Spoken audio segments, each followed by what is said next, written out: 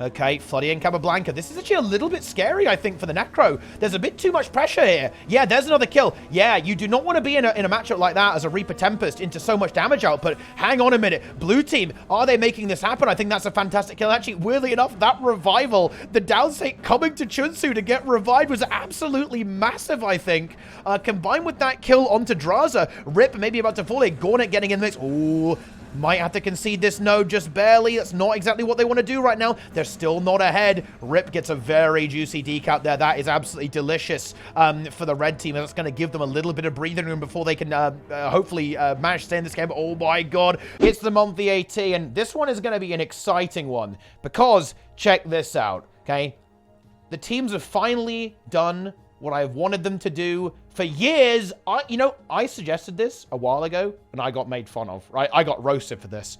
That's right, gamers. The Omega team on the EU has actually split itself up, or so I have heard, in fact. So we actually should have some really exciting matches across the board, because not only is the team essentially weakened, as it's divided itself in two, that's multiplied into other, like, very, very strong teams, but it's also brought down that level, so it's going to be closer to some of the other competitive teams that are also in the mix. So we should have some very good games ahead of us, and it's a popular one too. It is the Comet Gizmo, so people want in on that action. And here we go. Let's leap into these games and see who the hell is playing. Let's check it out. Big AT here, monthly AT gaming. Let's see who is who. I'm not sure what to expect. We could see some really different, interesting things.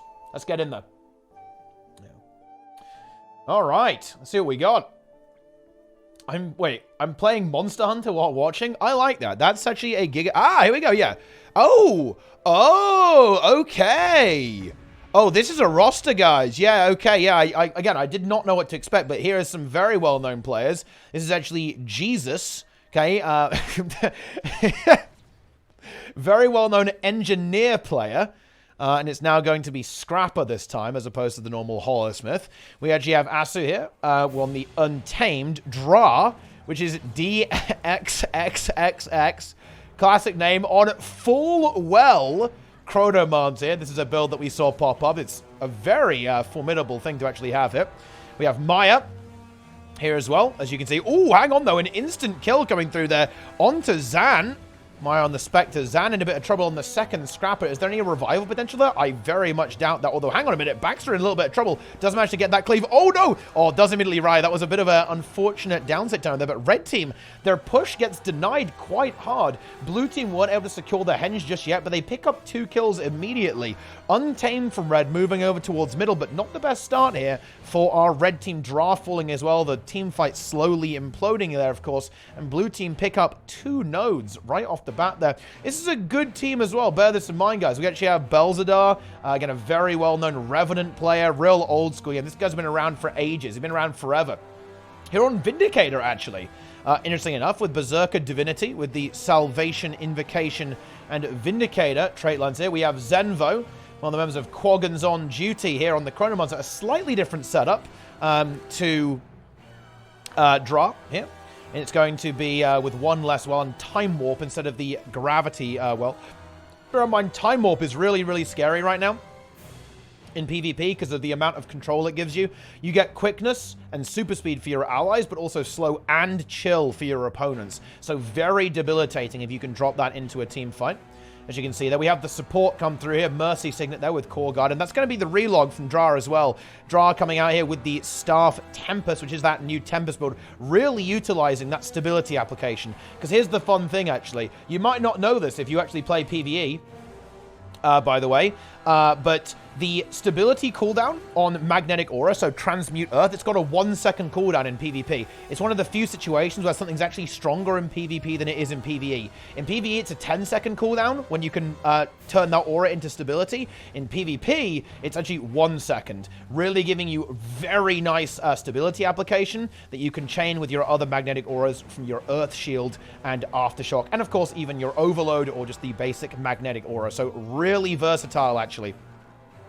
from this Tempest build, and let's see if this is actually going to stabilize this. Of course, support very much in the metagame right now. Of course, you can play without a support, but having this Tempest really brings some recovery potential and just almost a bit of outlast, some staying potential in these encounters that usually allows the team with support to basically grind down their opponents unless they get bursted very, very quickly without the support. But the Tempest usually causes you to win these fights in the long game, just by its nature here. Here we go. But anyway, get in there. We now have the Scrappers, and red team kind of getting back into the mix now. We have this, the Spectre trying to 1v1 into the Revenant over here. And Salvation Rev can be pretty tanky, to be honest. It's got some good condition cleanse on Alliance stance as well, of course, so this fight might take a good chunk of time to resolve, but the big fight is going to be here. This is where the focal point is going to be. Let's see how this fight will end up proceeding. Now, the Tempest actually gets a little bit caught here, to be honest, and this is the Condi Reaper build, I believe, being played. I think it is. Yeah. Oh, actually, no, this is Power Reaper, in fact. I thought it was going to be the Condi build. This is kind of like the very popular Reaper build that's kind of circulating these days, but no, it is still good old Power Reaper, which actually surprises me. Quite an easy thing to focus down. I'm actually surprised that these Scrappers aren't just completely zerging like crazy, because that Reaper's not going to have a fun time against double nade super speed Scrapper, that's for sure. However, one Scrapper picks up a kill there on the Vindicator, allowing it to rotate into the fight here immediately.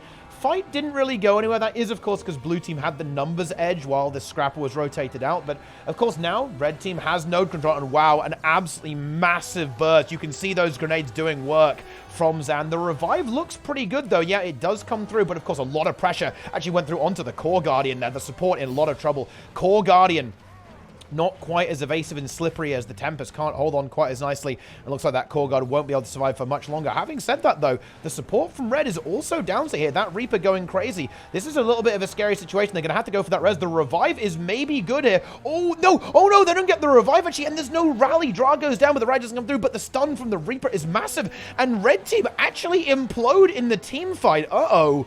That is not where we want to be whatsoever.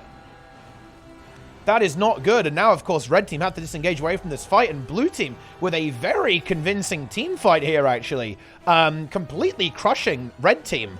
Picking up 3 kills, well, even a 4th, actually, as Dra, in fact, was coming off respawn there.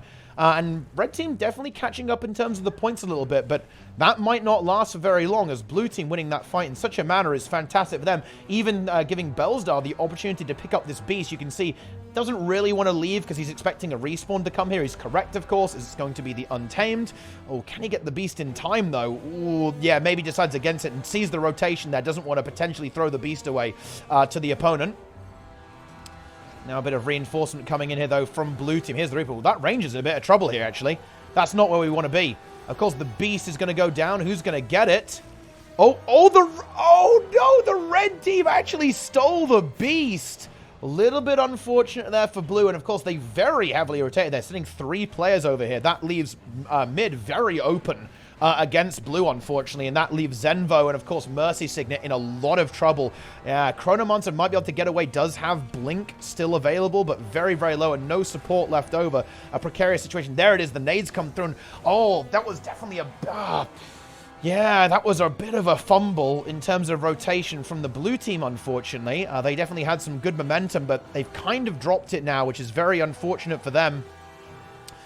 Maya also harassing this node. Just keeping a few players here. Blue going for a regroup.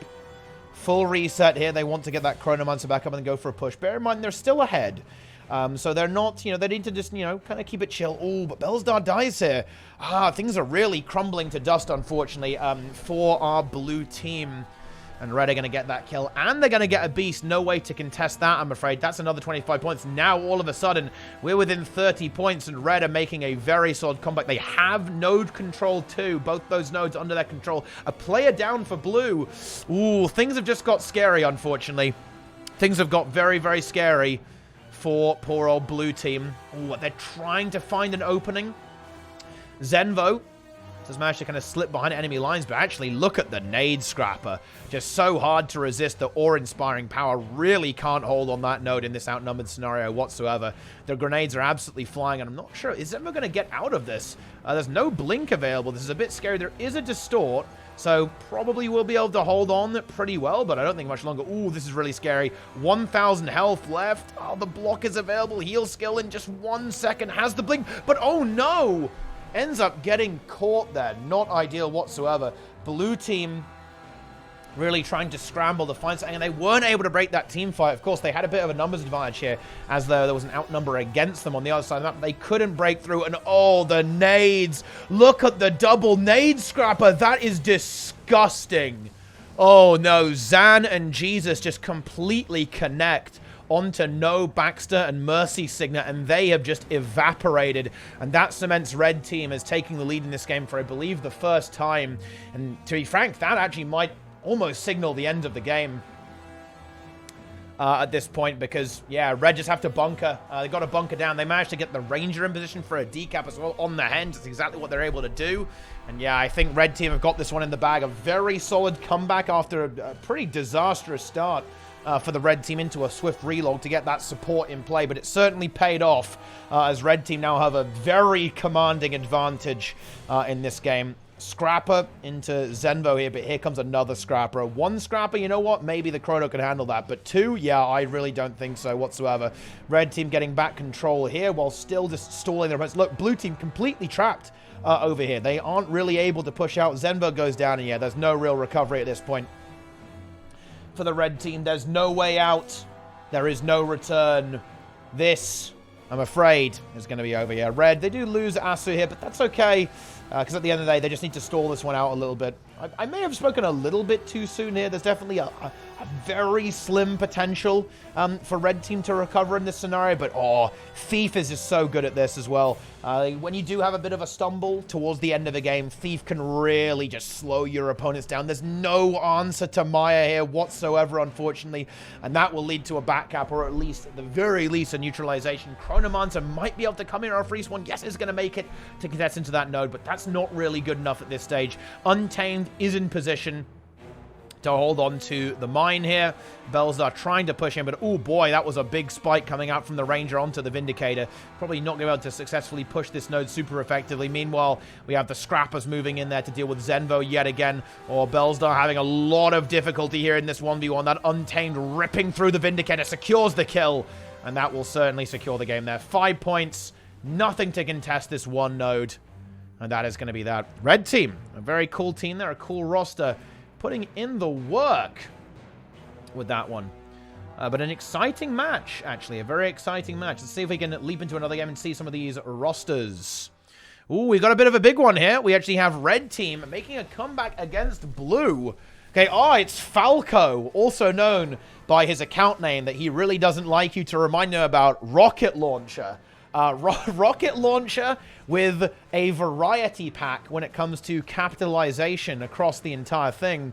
Yeah, we got the double scrap, we got the Tempest, we got the Catalyst, and the Spellbreaker, of course, and Red Team. Can they hold on? Oh, they just died on middle. Oh, have they made a comeback only to throw it all away? I think they may well have done. Yeah, Arya Stark needs to contest, but don't think they really have the juice. Nah, the Red Team not able to win here, and a good, convincing team fight from Blue is going to lock in this game. I cast Red. Right, I joined, I casted, I cursed. Very unfortunate stuff. Okay, I definitely want to check out Frey's team here, and actually Enigma's team too could be exciting. Enigma, of course, a very powerful player, has been on a variety of rosters. And Frey, I think, kind of the... Oh, yeah, we've got French Cheese and Frey. Wow, look at all these very strong teams. We have the Frey team, the Enigma team. We have French Cheese being in the mix there as well. There's a lot of good stuff here. I think these rounds are going to really heat up, guys. Get ready for this. This is a stacked monthly. Very, very, very stacked monthly AT. It absolutely is, and I love to see that. This could be fantastic stuff. All right, stay tuned, gamers. Things are about to get crazy, potentially. The monthly AT is back. Yeah, PvP actually, like the competitive scene, there's something going on there, right? There definitely is something going on. Yeah, the teams are even. They have deliberately split themselves up.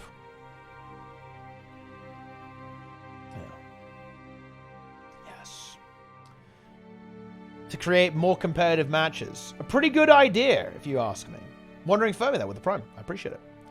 Let's see what we got. Let's see if we have any noticeable things. This might be a bit of a scouting round yet again. We might kind of leap in there and see who's who. Yeah. It's always big content, guys. Cornerstone game mode. Oh, yes, indeed. Cornerstone game mode. Okay. Let's see. Let's see who the French cheese are. Let's get in. All right. Let's see what we got here. Ah, look at this. Oh, wow. I have not seen this man for a while, guys. It is Goku. Was one of the very key French Worms member. Of course, one of the biggest gamers in PvP. Took a bit of a back seat. Retired a little bit from PvP. Just a little bit. But now is back in the mix. And we actually have the Ultimate Dark Worm. Wait, D-tier team. French cheese. Very funny meme. We have the Ultimate Dark Worm here on the Vindicator. Azaz. Esprit on support Tempest. We have Kill on the Scrapper, Zeolith Unleashed on Catalyst, and GS Bow on the Condition Spellbreaker. Here we go. Oh, actually, wait, no, never mind. No, it's not Condition. I saw the sword off, and I was like, whoa, Condi. But actually, no. He just has sword offhand on Power Spellbreaker. There you have it. Enjoy. It's actually kind of the standard Spellbreaker build you can see here. The banner is enabled. The resistance dodge, the defense trait line. It's here. It's activated. Yeah, this team here on red, I do believe this is... Oh, wow. This is actually the Hardstuck team. This is Global Legend here. Going up against the Dangers of the French cheese. I think they're certainly going to have a little bit of difficulty. We already have the red team taking a bit of a beating with one of their players falling. And, oh, actually, a big one-shot actually connects onto the Scrapper from the Chronomancer. The Power Chronomancer full burst connects, but not going to be quite enough in. Yeah, I do expect this to more or less be a 500-0 game. So you've got to watch out for that one. You've got to be a little bit careful. But yeah, the Hardstuck team going to have a little bit of difficulty here, I think. You know, this is definitely a little bit of a mismatch in terms of the experience levels of these players. But yeah, let's go ahead and look at another game, I think. This is a bit of a match that will be somewhat locked in, I'll say. Oh, I actually can't look at that game. Or maybe that game is just broken. Who's Chunsu playing with? All right, what have we got here then? Wow, okay, we actually have some role players here. I don't really know what's going on here. They must have some kind of crazy RP. They haven't got a team name. Maybe I can see what their guild is. They might have a guild of some kind. But wow, this is another very exciting game here, actually. Well, a team, anyway. We have Chunsu on support Tempest. Okay, oh, it looks like they're actually going for a pirate roleplay setup. You can see they're all dressed as pirates. And that's why they're also captain. We have Captain Chunsu, Captain Blanca here, Captain Gornet, Captain Floody, and Captain Xeon here on the Chronomancer with the Scrapper. Gornet, is it going to be a Condi Reaper? Yes, it is. This build is actually one of the most disgusting builds that currently exists. It applies 1 million Condis to you every 1 second. Definitely a bit of a menace to face. The amount of corruption this build has access to, in addition to its just broad range of application, is certainly very formidable. This is kind of a bit of an Ultranum team. In fact, you know, Floody, Gornet, and Carablanca, of course, some of the very core members of Ultranum. Chunsu, just a very long time compared to PvP player and support player. And Xeon, again, another long-standing player, this time on the Chronomancer build here. Big wells with mirror images. Another little variant on Mesmer. Yeah, kind of the Ultranum team, I would say. And this is certainly a team that could win as well. This is a very, very, very, very, very powerful roster, for sure. And the comp looks good as well. I think this is definitely something that can work 100%. You know, Reaper, it definitely fell off significantly for a while, but the condition build really is quite powerful, to be honest. It can definitely put in some serious work in PvP right now. Definitely dangerous. But anyway, of course, the game here, not super close, as, of course, the red team a little bit ahead of their opponents. Let's see if we can see who Frey is playing with. And here we go. So, oh, wow. Oh!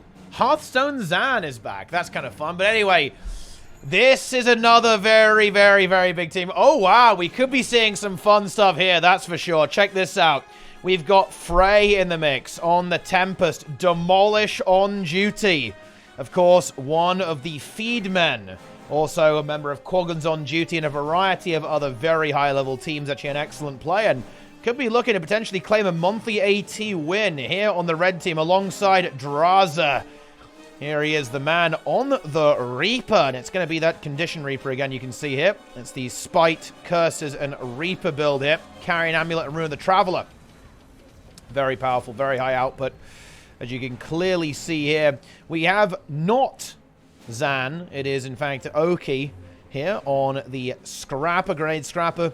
And, of course, we have Rip on the Well-Lord Chronomancer. Here it is. And, yeah, we won't really be watching this game, as this is going to be a little bit of a mismatch. In fact, this honestly could be one of the strongest teams, maybe the strongest team we have seen so far. We've got some seriously high-level players here. And I do think that having Frey and Draza, because there's one thing that's a little bit different when you look at Frey and Draza. These guys are actual ex-pros, and having that knowledge, having that kind of understanding of the game, that's one of the most important things in Conquest. So this team is going to be absolutely beast mode. It absolutely is. Oh, yes. Oh, yes, indeed. No, Boyce. I haven't seen Boyce yet. Not yet. But, I mean, Boyce could also be playing on NA. That's also a possibility. But also, maybe in another team. We just don't know. Anyway, yeah, red team obviously going to come out very, very far ahead in this situation. Let's see if we have a potential close match lurking around anywhere. Or maybe we have some other really, really high-level teams. Okay, what have we got here, actually? We have... ooh. So another team here as well.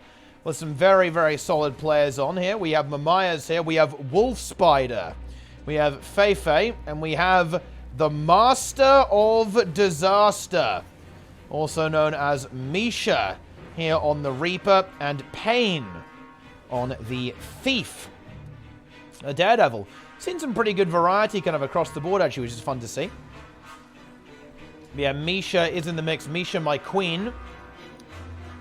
And Feifei on that Chronomancer. I'm almost kind of surprised to see Misha not on the Chrono as well. You know, actually kind of interesting, you know. Feifei, a big Necromancer, but also a Mesmer fan as well, to be fair. And Misha, definitely very well known for his Mesmer play. Just kind of across all of the elite specs. Now representing on the Reaper here. You just love to see it. You really do. Another tough match. Another very, very, very tough match, of course, for the red team. But again, this is a team that I do expect to perform extremely well. Honestly, the top 8 of this monthly, it's going to get spicy. It really is. This is going to get a little bit frisky. I want to see who Garfried's playing with, because this is actually a really fun thing to look at. Garfried, guys, is actually one of the most powerful beetle racing tournament beetle races in the entire game here. This is definitely interesting to see. And this is kind of like a world versus world squad. This is Tri, actually, a prominent world versus world player here on the Vindicate. Of course, Garfried also very into GVG. Of course, from a world versus world perspective too. So this is the GVG gamers, the Beetle combo GVG players. You absolutely love to see that. Going up to the blue team right now. Definitely very far ahead, though. Let me find a game. I've been scouting the rosters for far too long. Ooh, this looks exciting. Let's get in there. Here we go. It becomes... Seriously, any game I go near immediately just dissolves into nothingness. What the hell is going on here? What is this? Wait, can red team get back into this? They actually pick up a kill? It's 2 big sworders going down. How about Baranowski? Will they be able to hold on? Ooh, the CC lands. Yep, that's going to be it. There's another kill. Red team are a little bit low there. They've got to finish these kills. They've got to hold on a little bit to actually cement their victory here.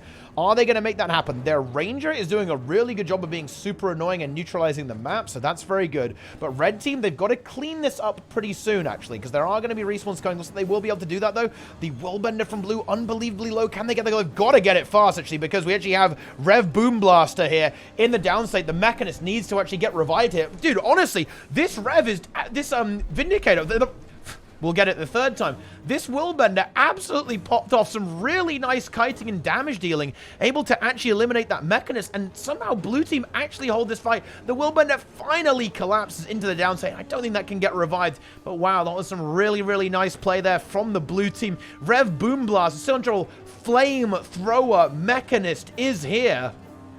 I think it's going to tick out of those bleeds. It is going to do exactly that. We actually have the conditioned Soul Beast, comes with the stomp, has the Dolyak stance and lands it. Blue team really doing a good job holding on this fight and are actually going to drive the red team back, and they'll maintain their lead because of that. What the hell is going on here? We have a Lord play coming through here from Ethornal. Not really sure about that one, to be honest. Don't think that's going to happen. Yeah, it does kind of recognize it, but look at the mobility of that Willbender, connecting some big damage. And we could maybe see Ethornal go for a 1v1 here. And yeah, she does land some very heavy condition pressure, forcing out that Contemplation of Purity from the Willbender. And I don't think that, yeah, this is a particularly nice matchup here for the Guardian. Obviously, just way too much condition pressure for this guard to really deal with, at least for this time. And yeah, that actually just might be a kill. I do think that the Willbender, yeah, the Willbender was kind of pushing their luck here. I don't know what they were trying there. That just did not work at all, unfortunately. And Ethornal should be able to cleave this down relatively easy. Has that Dolyak, so could even go for a stomp here. Or might try and bait the opponent. It looks like they're trying to bait the Chrono into reviving. And you know what? I actually kind of like that in a way. That's a greedy play, but honestly, I think it is paying off. Yeah, you can see it's paid off there.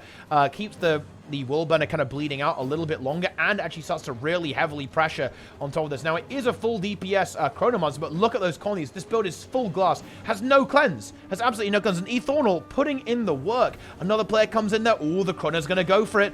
Is that going to be enough? Oh, the evasion from the Ranger, gets the heal skill, has the mobility. Ethornal trying to pull off the 1v2, but the CC might be a little bit too much. Goes for the node and dies on it. Little bit of an unhinged play there, I'm not going to lie. But it kind of worked. And yeah, over here we do have Red Team. And Red Team, to be fair, you know, Ethornal really bought the Red Team a lot of time by having that, well, almost like 1v3 situation over here. Almost like after finding that kill and then forcing the Elementalist to rotate. But they haven't been able to get enough points back. And Rev Boom Blaster in a little bit of trouble. Does go down. Say, is there a res? Here comes the Signet. It should land. There we go. Mechanist back in the mix. Back ready to go. Does this build really do anything? I'm not totally sure if it does. If I'm being fully honest with you, I don't really know what the hell's going on. Ooh, the Warrior lands a massive arcing slice, picking up that kill. Oh, I'm not sure I'd go for that res. That's a very risky proposition. Oh, the banner, though, actually, but the banner got interrupted, I believe, by the full counter. Oh, the Warrior goes down. Say, hang on a minute. Things are getting weird now.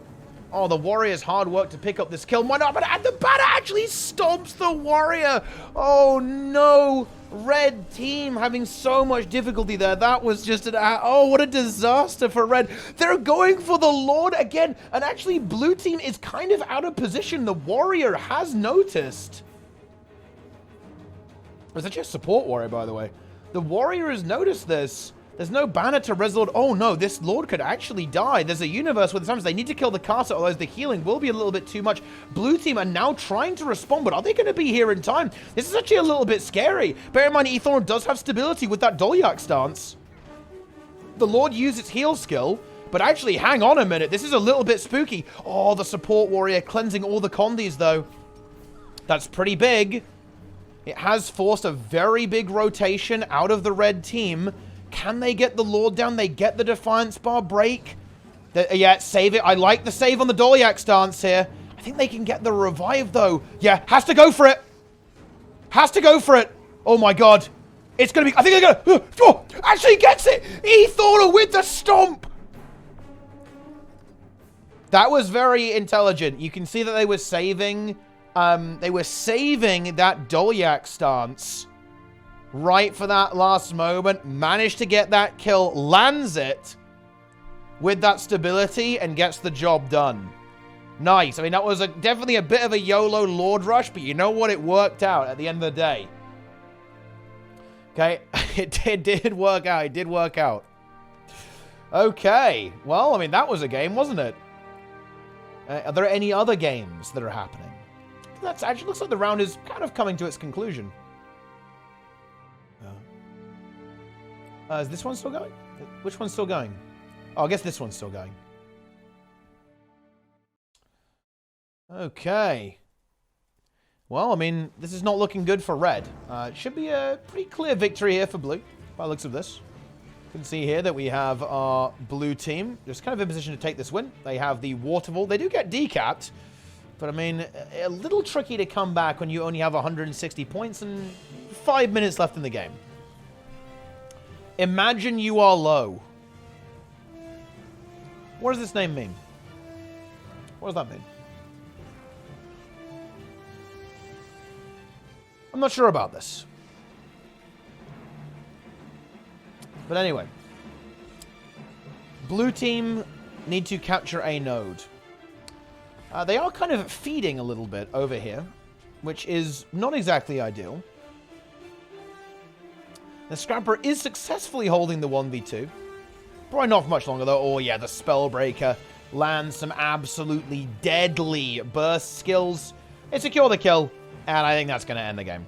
That should be the end of the day. Simple as that. Okay, the Thief remarking on... Yeah.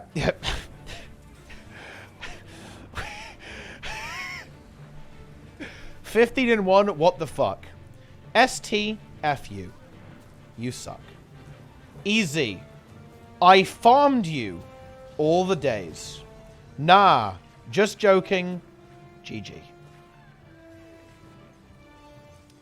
Little bit of PvP there, guys. We love to see that. Bit of banter. Little bit of banter, boys.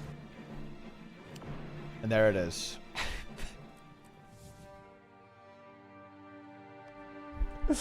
All right, next round. I think, well, look, with a name like Buff Lightning Rod Weaver for FFS, dude, how do they even have this name, by the way? This should definitely be a player that is vaguely competent. I think if you have an account name like that, you have to be enough of a lunatic that you must know something about the game. We actually have the Frey versus Jesus team as well, so we have some powerful rosters. Take a look at in this next round. See what we got. Time for Warrior Screams. Yeah, I mean, you know, the Warrior was cleansing with his screams there, you know. But unfortunately wasn't cleansing the Lord quite enough. Ah! This is a good team. Yeah, you can see here that we actually have... Oh, Souls on the Spellbreaker. Maybe the Berserker as well, we'll see. But we have Can't One-Shot here on... I don't actually know who this is, but it's someone. Here on the Catalyst, we have Vibrian. Here on the Reaper. Here it is, the Condition Reaper. There you are. We have Aeon on the Support Guardian. I haven't seen another Catalyst. No Scrapper this time. And finally, we have Souls, also known as Breedbull, on the Warrior. Let's see what it's going to be. It could end up being the Berserker. That is a build that has been floating around, actually.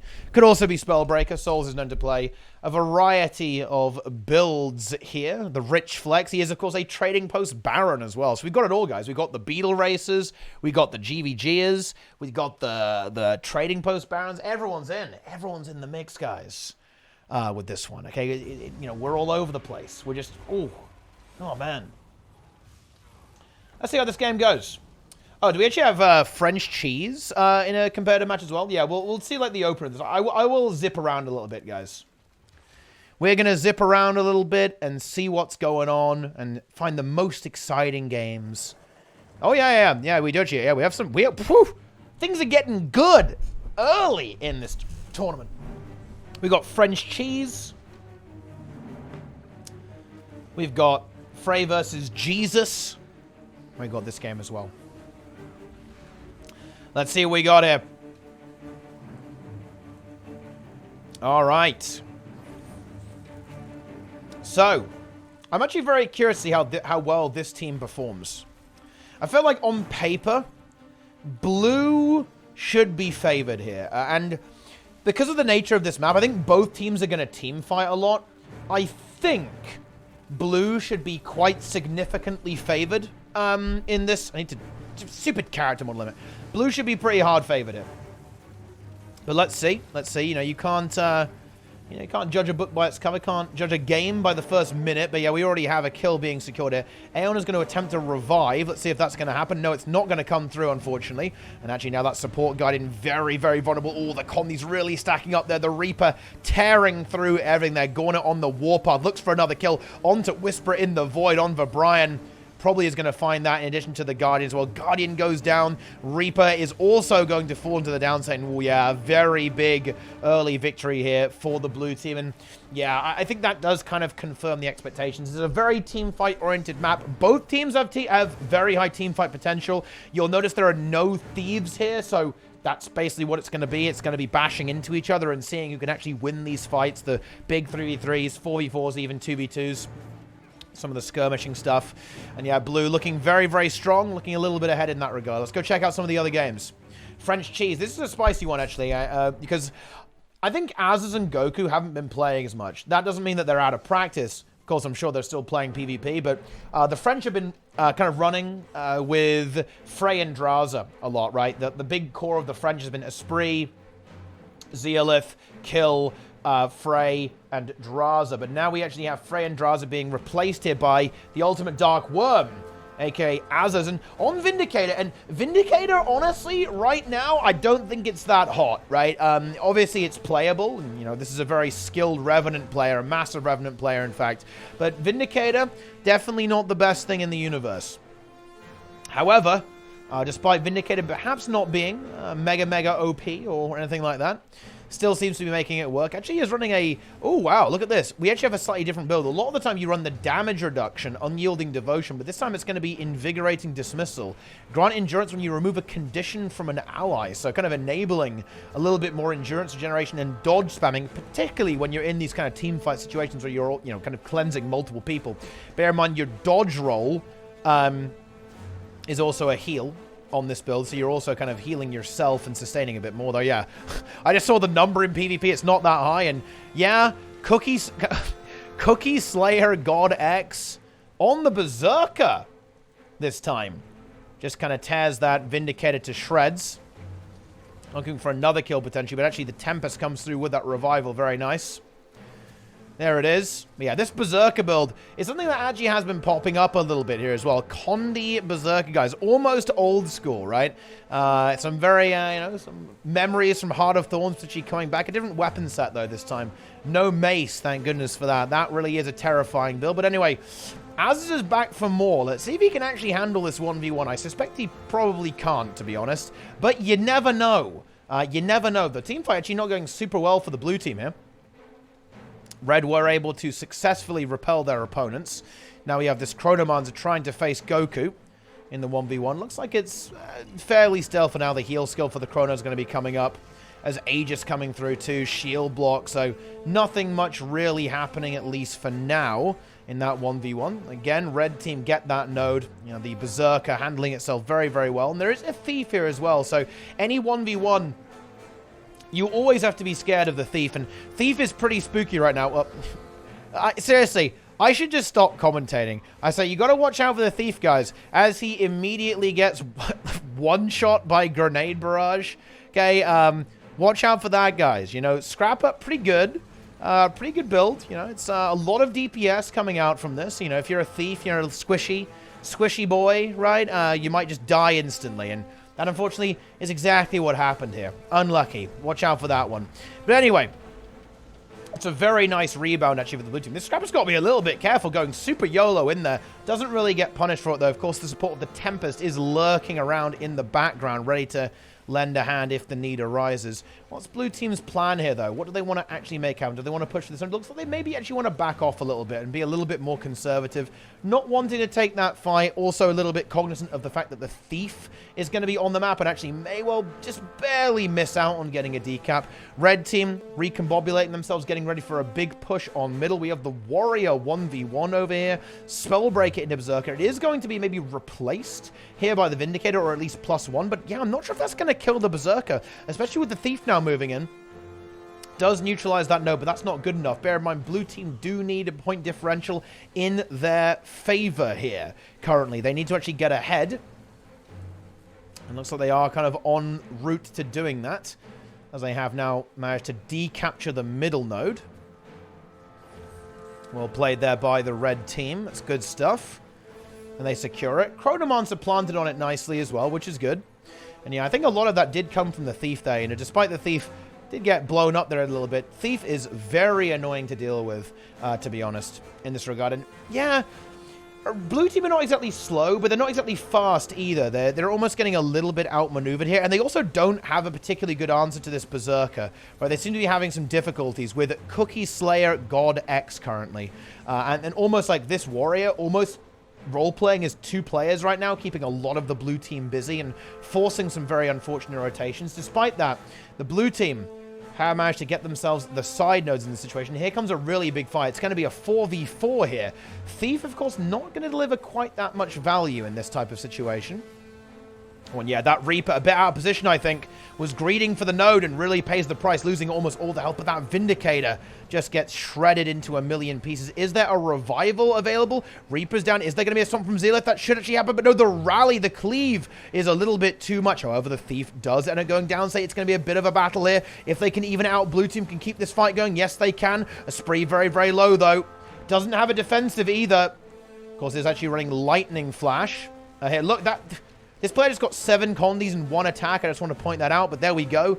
Does manage to hold on, and blue team scrabble this team fight back. Oh, but the revival comes through from Myers there on the Tempest. Protection coming down there, and projectile bot there, but oh no, the Overload Water was interrupted for a spree. The condies tries to get the res, doesn't get it, I don't think. Was interrupted. It was definitely the right play there, an intelligent thing to do, but it's not quite good enough. However, I think Vapor might guarantee the rally. Yes, it does. A spree now back on his feet. Could potentially use the glyph again if necessary, but actually, blue team holds. They hold the line. They keep it firm and strong. 188 to 220 points. A very, very close matchup. It's certainly not over just yet. Red team suffering a minor setback, but they're not done yet. Oh, Chronomancer potentially in difficulty. It does have distortion available and a continuum split in a few moments to reset some of those cooldowns if needed, but might have to burn them all. No, can't survive.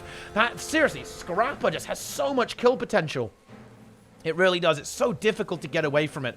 Not only does it have some good mobility on Hammer, of course, you also have that range damage from the grenade kit and a lot of super speed application, making it not only quite slippery, but also an excellent hunter for chasing down those elusive kills. And the Chronomancer has been locked in. Okay, Cookie Slayer God X. Trying to be annoying and trying to make something work. Kind of succeeding in doing so. Should be fine here, I think. Yeah, just kind of wriggles away. Not too much of a problem. Man, Ultimate Dark Worm, you know, this Vindicator is permanently on low health. Not exactly an ideal situation. Oh, Thief. Yeah, of course, Thief. No Shadow Arts these days, guys. It's going to be Critical Strikes and Trickery, and that does mean on your Thief, you're not really quite as elusive as you are, and, well, Scrapper is very, very fast. Thief is fast, but so is Grenade Scrapper, and unfortunately, Pain not quite able to actually get away from that Scrapper, taking very heavy damage. Cookie Slayer God X does go down, and yeah, red team, with those two deaths, those are some very painful deaths, actually. The lead really starting to open up now in favor of blue, or particularly if Misha ends up going down, say, hey, yep, Misha's going to go down, and actually Feifei in a bit of trouble too. This could be a very brutal team fight, actually. Feifei very much exposed, gets chased down a little bit, has distortion. The support Tempest is in play. That might help keep the Chronomancer alive, but I'm not sure if that's going to be good enough, actually, in this situation, because there's just not that much health left over. Is there a revive? There is, but that might be very difficult to get off there. There's so much there. Does get the res, but at the cost of the Tempest's life, I think, that's not good, because that, of course, leaves the Chronomancer once again highly exposed. Tries to get a bit of a kite here, does Feifei, but I'm not sure she's going to be able to pull it off. I'm afraid the damage, oh, the Dragon's Tooth lands, of course. Well, And a lot of things land. There's a lot of players are out there. And yeah, Blue getting some very good kill frenzies here. The Reaper almost gets caught, but Misha managed to just barely slip past the opponents. Just like that. Makes it happen quite nicely. But what is he going to do? I don't think Misha really has much of an opening here. Like, everything is quite solid at this particular moment. Oh, does Azaz actually manage to get a decap as well? Oh, he does. That's super annoying for Red. They just lose their only node on the map that was getting them point gain. Meanwhile, their opponents are actually locking in their second node on the windmill. Mid has got the support sitting on it alongside the engineer, so it will be quite difficult to break through. It looks like Blue Team are just going to give it up and maybe go for a bit more of a side node style here. Looks like that's exactly what they're going to do. Or Azaz trying to take this 1v1, but I think it is a little bit difficult for him. At Condi Berserker, really, really piling on the pressure is Cookie Slayer God X. Well, having said that, there's a lot of bursts coming through from Azaz. Azaz maybe learning that matchup, feeling it out a little bit, you know, making sure that he doesn't die once again as he did previously. And yeah, in fact, now actually feels confident to go on the offensive over here. And Blue Team do lose their nodes, but they're going to get them again pretty soon, I think. We have the Spellbreaker 1v1ing here. Who's 8 gates? This is a Pain. Dodges the Dragon Suit, but the Laser Zap, the Lightning Zap, finds that kill. The Revive, I think, should definitely come through. Yep, there it is. A little bit hard to actually get that cleave, though, when you've got 2 Revivers and one of your players is a support. It was a good effort to try and CC away there to deny that revival, but I'm afraid it's not going to be quite good enough, I'm afraid, in this situation. Yeah, the Spellbreaker tearing through. Of course, one thing that's really nice about Spellbreaker, if you're dealing with blocks, is that your one of your key damaging abilities, the Dagger Burst skill, of course, Breaching Strike, in fact, is unblockable. So some of Chronomancer's very key defensives do get mitigated, of course, and Aegis won't help you against some of these abilities as well, which is very frustrating for the Chronomancer. However, Blue Team continue their trundle to victory, and wow, it's been an absolute slugfest of a game, actually. Just 2 minutes left on the timer, and it's still going, and you can see that the players are still really going for it. Red want to make a comeback. It's very difficult to do at this stage, of course. They'd need a triple cap to make that happen, and probably a lot of kills to go alongside it, so I think they are a little bit dead. However, you can see they're still going for it. They want to see if they can make something happen. They can make a bit of a miracle happen. The Berserker backing off there. Oh, the Reaper does get a little bit caught. We'll fall into the downside. There is a kill against Blue. There's the res. Could we get enough CC yet? Oh, no, the Reaper just could not quite get into the fight on time, unfortunately. Oh, might be able to get that scrapper, but again, time has kind of run out now. Yeah, Misha kind of knows that he needs to get into this node to try to decapture it, but yeah, just can't really do that. The team did not push with him, unfortunately, and just gets completely crushed. Reaper, despite having a decent health pool, of course, with that carry and amulet, just gets obliterated there. The spree goes down, but gets revived immediately. Some good discipline from French Cheese, from the D-list team. And I think this is the end for the red team. And not the end. They'll be back. We'll see them in the next round, in fact. We've got 6 rounds of this, guys. We've got a lot of PvP to talk about today. You'll have to forgive my yawning, actually. I promise you it's not the matches. It's the fact that I'm on a daily quest. You know how you've got dailies in MMOs? My daily is to ruin my sleep schedule by making it procedurally worse. That's exactly what's happened here. So, had to get up pretty early, a little bit of content, a little bit of gaming. I'm not fresh, but you know what? This AT is fresh, and that's what's important. This is what's good, is the fresh. Wait, a 500-0! Oh, goodness me. Pretty brutal matchup there. Actually, it might have been the slowest game, funnily enough. Looks like it maybe was. So we should be... Oh, actually, hang on a minute. We have the Dancing Choya gang going big. Ooh, hang on. We have on the red team... Dude, look at these roleplay names, man. Crying Men. Reaper Striker. Blue Soul Sky. Sinister. And... Dash Rider here on the red team. Currently up a node and up a kill against their opponents. We have Aneni, Lizzie in the Sky, Loyal Waifu, Fup, and Vlad Nalaka. And Red, oh, well, I mean, Red are going to win the game in 10 seconds because there is not enough time for Blue to make a possible comeback. Well, there it is. The game ends. Oh no, they are everywhere. The Dancing Choya Gang. Yeah. Let me gamble channel points on closer games. Haven't done it since Mota. We can probably get some Gamba going for the finals. Okay, let's see what we got next. Ah, yeah, I definitely want to see Chunsu versus Frey. This is a very exciting matchup. Oh, Temple, of course.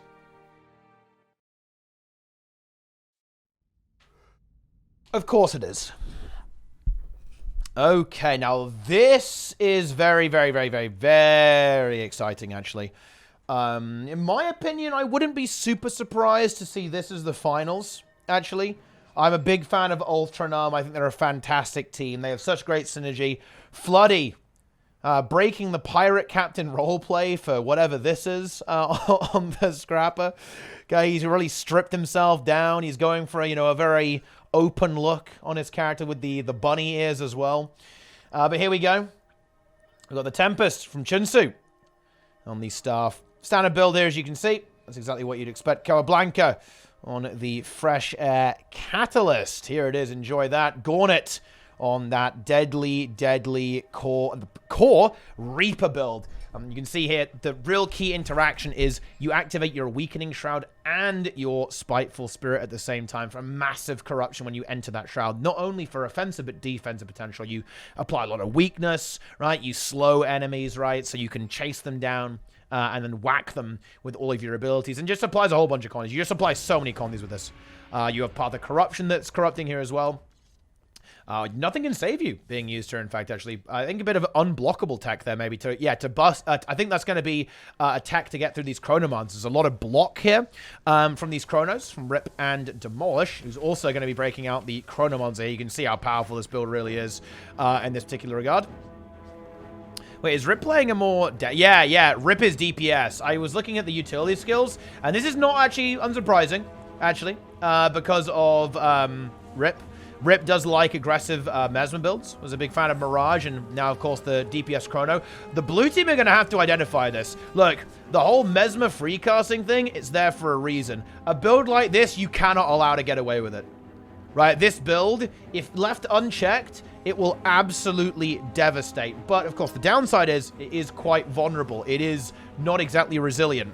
And, to be honest, it does actually lack Condition Cleanse, I think. So, I think the Reaper could be very problematic for that Chronomancer, because all of the weakness application that Necro actually has access to could end up being very problematic, I think, for connecting that damage output. Of course, Untamed, no surprises here, a very powerful build in the current meta, both as a duelist, but also in terms of just a high damage dealer roamer as well. And Frey also on the Tempest. Go with Lightning Flash, Renewal of Air, and Aftershock. So, not much happening so far. Just a few little skirmishes to begin with. Nothing too crazy. Red team very heavily fortified around here. They know they already have one node secured, but actually Draza in a little bit of trouble. If that immobilized lands, that would be disgusting. Actually, the counter immobilized lands on Chunsu, which is quite funny, actually. Denying the immobilize, and Draza gets out. Still very low, though, and Floody, I think he wants that kill. He's going to go for it. Has the nades. There's the poison. There's the kill. And here we go. Does get res up very quickly, though. Of course, Frey, very much on that. Some good communication between those players. And when Gauntlet gets caught. Now, let's see what's going to happen. Is there a revival? Yes, there is. Chunsu also with a very, very prompt revival. So both teams now having burned that resource. Health bar's getting low here as well. What's the target going to be? I think they want that Reaper. Well, actually, Oki getting a little bit caught there on the Untamed. Oh, Floody, though, yeah. I think he overstayed his welcome there. Couldn't get out of the base, unfortunately. And that is going to allow Red team to secure that kill. Blue team, look at this. Very smart move. They get out immediately. Getting that disengage. Realizing that fight did not go their way. And then moving away instead. We have a Chronomancer 1v1. And actually, Demolish is actually one of those players who, you know, it's kind of crazy that Demolish hasn't won the monthly, to be honest. A very, very skilled duelist. Plays all the 1v1 builds, and of course other things too. Can play a lot of different builds and roles in PvP, but I would say definitely a very powerful player in the 1v1 and just successfully, cleanly wins into Xeon, who is no slouch, of course, in terms of 1v1s. Right off the bat, so that's a huge victory there, actually. Doesn't even require a rotation from Red Team to handle that 1v1 and get that node captured. Ooh, Floody is really going hard on Draza, wants to find that kill. The Reaper is being driven away, but you can see the condition application, some decent tankiness there on Draza, kind of causing the Scrapper to at least think twice about this, and Frey now moves in for the support. I think that Reaper is going to be holding on quite nicely, at least for the time being. Here comes another big team fight, 122 to 69, so Red Team definitely getting a good end here. For the start, but actually Rip is going to go downside. That should just be a confirmed kill. You can see how vulnerable that build really is. Frey couldn't get that revival because there was no revival available. No, it's just the clear would have been too significant. However, blue team did Zerg a lot here. You can see that they completely went all in. Well, that'll be a really big kill. Oh, are you kidding me? 500 health. Oh, Xeon sees it. There's no more stealth for a while, I think. Does land the heal skill. Yeah, it looks like I think the Untamed is going to hold on. Yeah, Frey is now moving in too. But actually, having said that, Demolish gets picked off here. Frey, I think, is going to have the res very soon. Here comes the res in 1 second. Chunsu downstate as well. That should be a rally. There it is. Even without the revive being used. So that's a really big win. Not only is the cooldown intact, but also the player. Ooh, hang on a minute, though. Frey in a bit of trouble. Did he get that off? I think he may have got that. Yeah, he did. He did get the self-res. So use of that could have been revived as well. Of course, better safe than sorrow. Oh, and yeah, blue team, they've definitely stumbled. They had a pretty good start there, I think. But red, after getting some of those very key kills, just completely annihilate their opponents, to be honest. Picking up that kill on Gauntlet. And blue team having a little bit of difficulty in this kind of next rounds of fights in the mid-game. However, as to be said, Cabablanca manages to make it over here and is able to secure this node. Will now begin the 1v1 into the Untamed. Rip now, of course, back in the action. Looks for that kill on the content here for the Scrapper. Oh, look at that burst. Yeah, a little bit too much. I think Chunsu has the revive. Yep, there it is. It does come through. So there's the revive. Oh, but Chunsu not in a super good state either. It takes a lot of pressure there. It has to use a lot of cooldowns to get out. Yeah, you can see Draza moves in. That Reaper, the inevitability, will just apply so much pressure. Yeah, Chunsu really going in deep, actually. Maybe trying to almost like bait the opponents in a sense, but taking so much damage, actually, in this situation. Manages to get the super speed, but is it enough? It is not going to be enough. Is that revivable? I mean, they actually have a kill on Rip. There is no revive, actually, so Rip might actually end up being the rally here. Does manage to get it, but actually Chunsu might die to Condis again. Is going to happen. Is there enough revive power? I think there should be with 3 players there. There's the revive. And blue team, can they now take this fight? They need more than this. They've got to get another kill. Looks like it's going to be Draza. Can they find it? There's the heal skill that's been used. It's not going to be enough though. No shroud available. There's another kill. Okay, now we're talking. Can they find Frey as well? Yes, they do. Okay. That is a little bit of, a food on the table here for blue. But they've got to capitalize on this correctly. A very nice play there by Rip coming off respawn to immediately neutralize that node. Bleeding Draza is good. That's very nice. Demolish, yeah, he's probably going to pay the price here too. Getting chased down in a 1v2.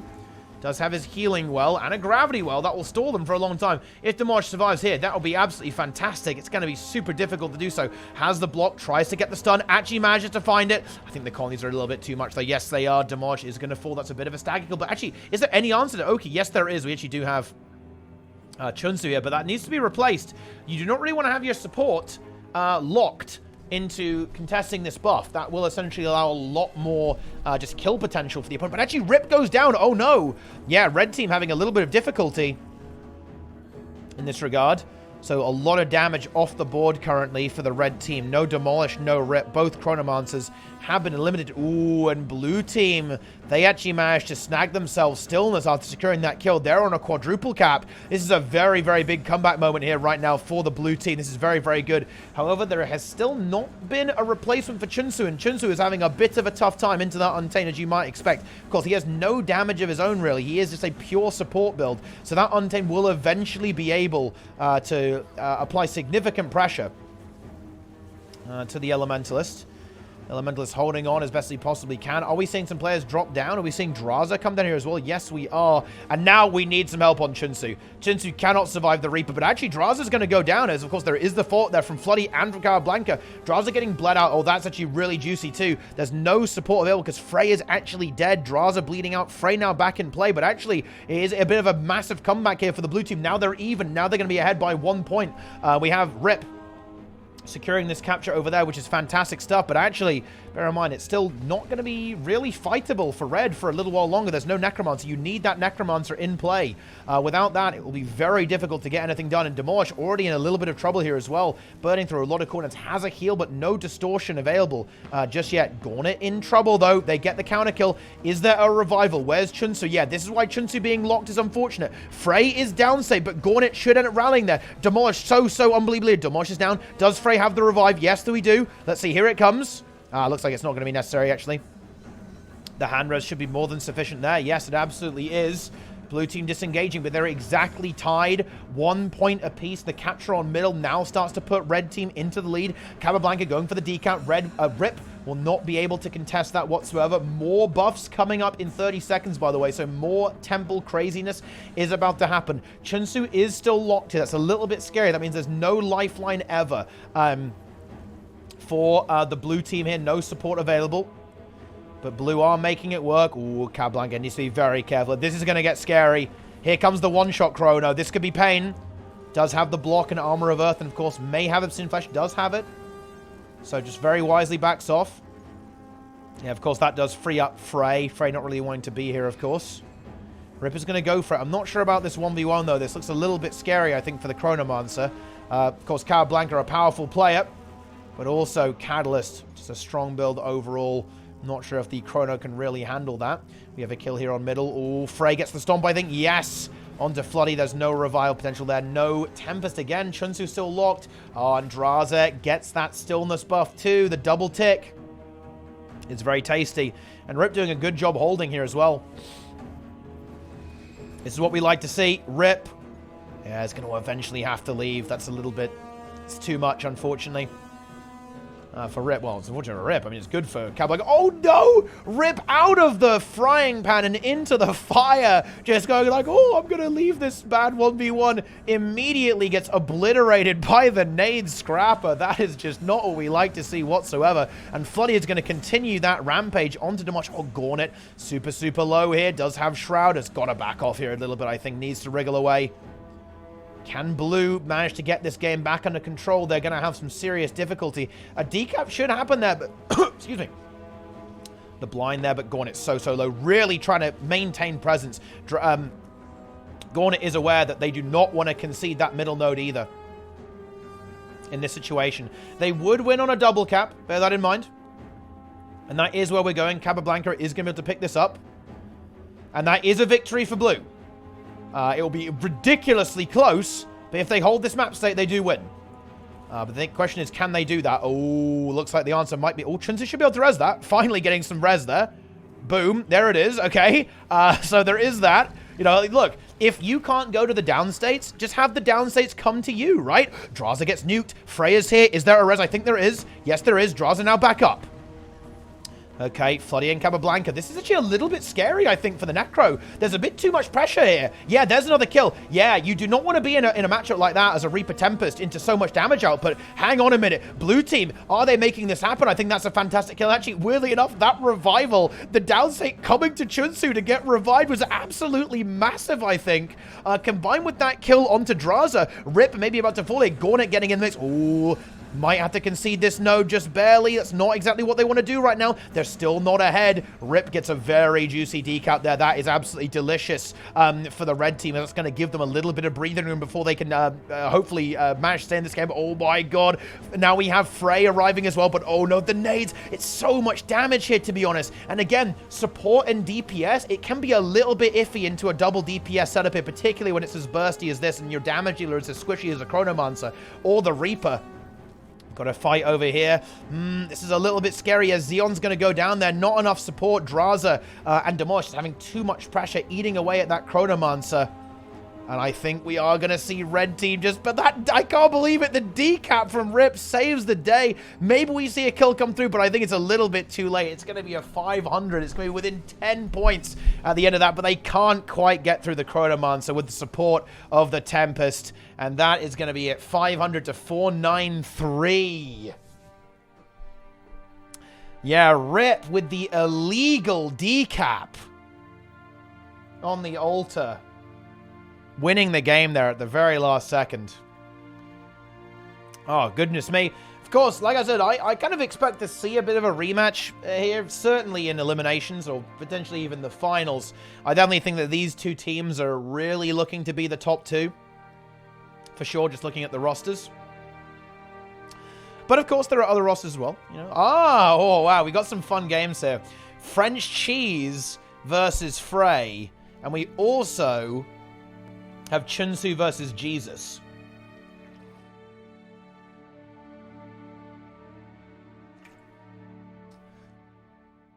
Yeah, I mean, it's a tough call to make. I think Gornet was very concerned about dying in that situation, right? Really didn't want to die, but unfortunately, while trying to preserve his own life, did end up going off the node, and that did allow that decap from Rip, unfortunately, and that definitely led to some issues. But I think it's really important to note, guys, that it's very easy for us to say that because we have perfect information. Like, video games are often like battles of information, right? Like, we know everything. The players themselves don't. And also, it can be very difficult to make these calls when you're in the moment. I'm here, I'm relaxing, right? And I'm just wiggling my arms around. You guys are typing in Twitch chat, right? We can say, oh, well, obviously this is the correct play, but it's very hard to do that, right? It's very, very hard to do that when you're in the moment. Okay, let's go ahead and move on to the next round. Yeah, just win. I mean, did they consider winning the game? I'm not sure if they really thought about that, to be honest. Yeah. All right. Here we go. Let's take a look at what we got going on here. Dog Grips 2. Some good names here. Some very good names. I kind of want to see the Frenchies, right? Like, that's what it's all about. Oh, I mean, yeah. I don't know. Yeah. Yes. Let's see what we've got. We'll see how this game goes. We'll see how we'll see how this one kind of begins. See how the match proceeds. All right. Chunsu actually going for Feel the Burn. Interesting, actually. This is kind of an interesting ability in PvP. Look at this. You'll notice that it has 2 charges. That's right, guys. It has ammo. Applies a lot of might, too. 6 stacks of might AoE. A little bit of burning as well. Whoa. 1, 2, 3, 4 damage on 2 stacks of burning for 4 seconds. That's crazy. And actually does spec into Invigorating Torrents, actually. So this will also be applying some Vigor and Regeneration. Interesting setup here.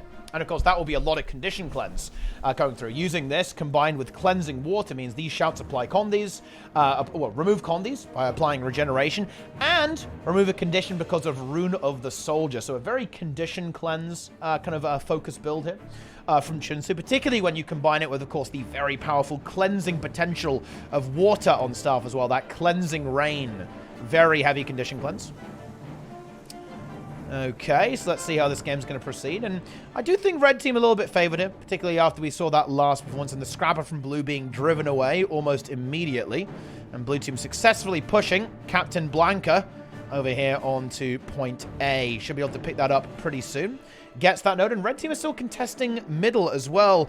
It does appear that almost Blue not entirely sure how to proceed here. It seems that Red have a pretty robust plan. They've got a strategy that they're kind of sticking to, and Blue maybe not totally sure what they want to do. Certainly a formidable team to engage into. I mean, if you look at the composition of Red, very scary to fight into this, right? Like, the amount of big fight presence that our Red team has is pretty outrageous. Like, I'm pretty sure every single one of them is absolutely amazing in the team fight. The Tempest, the Catalyst can do a lot of value in the team fight as well. The Reaper, the Scrapper, and the Chrono, they all have huge value. So certainly a very difficult fight to take for the Blue team, and they probably are going to have to avoid it, right? I don't really think they can take a 4v4 into this super effectively. They're going to have to try and out-rotate and play the map. They do have the Thief, so that should be part of their strategy anyway. But I think this is looking pretty favored towards Red. I'm very tempted. I'm going to let it go a little bit longer, and then we'll go take a look at the French game, I think, because it does appear that Red have kind of got this game on lockdown, and Blue team are going to have some difficulty in engaging their opponents. Okay, let's see what we got. Let's see if Blue can make something happen. So they're now going to get in the mix over here. The double Scrapper on the way. Could be very painful. Oh, boy. Floody. Oh, whoa. Yep. That was out of stealth, by the way, guys. I just want to quickly point that out. Yeah, that's a little bit unfortunate. It's very hard to survive that. I mean, like, Floody had... He had less than a second to respond. And realistically, he kind of had 0 seconds because of the stealth, but... Yeah. And Blue swing it, actually. They do swing it off that. Picking up that kill, getting the double cap now. Red re-securing this with Captain Blanca. Yeah, you know, it's... Scrapper, pretty good. Pretty good build. Do you know if the teams are in Discord together? Yeah, all of the tryhard teams will be. You cannot play Conquest optimally without communication, right? Like, you know, some kind of communication. Maybe you type really fast in the chat. Maybe you're on voice. Maybe you, I don't know, you have some kind of signals. You have, like, code words that you use. But one way or the other, you're going to have to talk to each other. Red kind of getting back into the game here a little bit. Or are they getting the game back under control? After, you know, a little bit of a stumble there for Floody. He has been countered by another Scrapper. Captain Blanca does go down to here as well. Like, the Scrapper damage really is high, and having 2 of them for Blue does really give them a lot of presence. And I do think that Blue has found a good approach here. They're really trying to skirmish here as much as they can.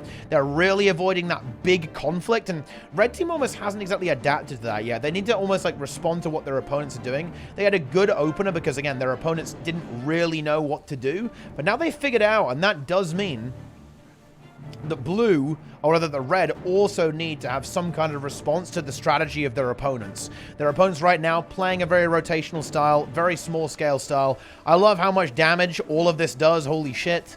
You know, it's certainly not a bunker meta, guys. I'll tell you that much for free. It's not a bunker meta. Gauntlet now trying to unleash onto Dra. Oh, the revive comes through. Manages the water glyph as well for that immediate 100% revival. That's a big deal too. Bear in mind, guys, when you revive, you normally come back on 50% health. However, if the Elementalist gets you with the water glyph, you come back on 100% health, and that's a big deal. Oh, but Dralek's a little bit caught here, actually. Tries to get away. 13 bleed stacks. It's actually going to be a little bit too much combined with the grenades. Rebound. Not good enough, I'm afraid. However... oh, we actually do see another kill as well. That's a nice kill. That's a 1v1, I believe, from Blanca. A very nice pickup there, in addition to this kind of, I guess, team fight being won here. Oh, Chunsu is locked into the Scrapper. However, we actually have Xeon coming in for the replacement. Here we go. We'll now go ahead and get going on that. And actually, weirdly enough, pretty close game still. Quite a slow game. Now, Skyhammer does lend itself to some slower games. Might be about to speed up a little bit, though, with Floody capping point B. But Blue team looks like they're going to try and force the issue here a little bit. Oh, and look at that burst. They're really trying to focus Floody down as best as they possibly can. Was the rebound used? That should keep Floody alive, at least for the time being. In a sense, rebound, almost like a little mini revive, as you essentially prevent someone from going down state and then immediately heal them a little bit. Chunsu going for the big heal, targeting Floody with those water auto attacks. Big healing coming through there, you know, like 300 attack there. But, of course, Soothing Mist and Regeneration really putting in the work. And, you know, this is not PvE, right? Like, having permanent regeneration, that's not always a done deal. Like, having permanent these boons, it's actually a lot less common than in other areas of the game. So, like, having that extra regeneration, especially combined with Soothing Mist, you're going to heal a lot on Elementalists, on your Tempest. That's going to heal a hell of a lot. Okay.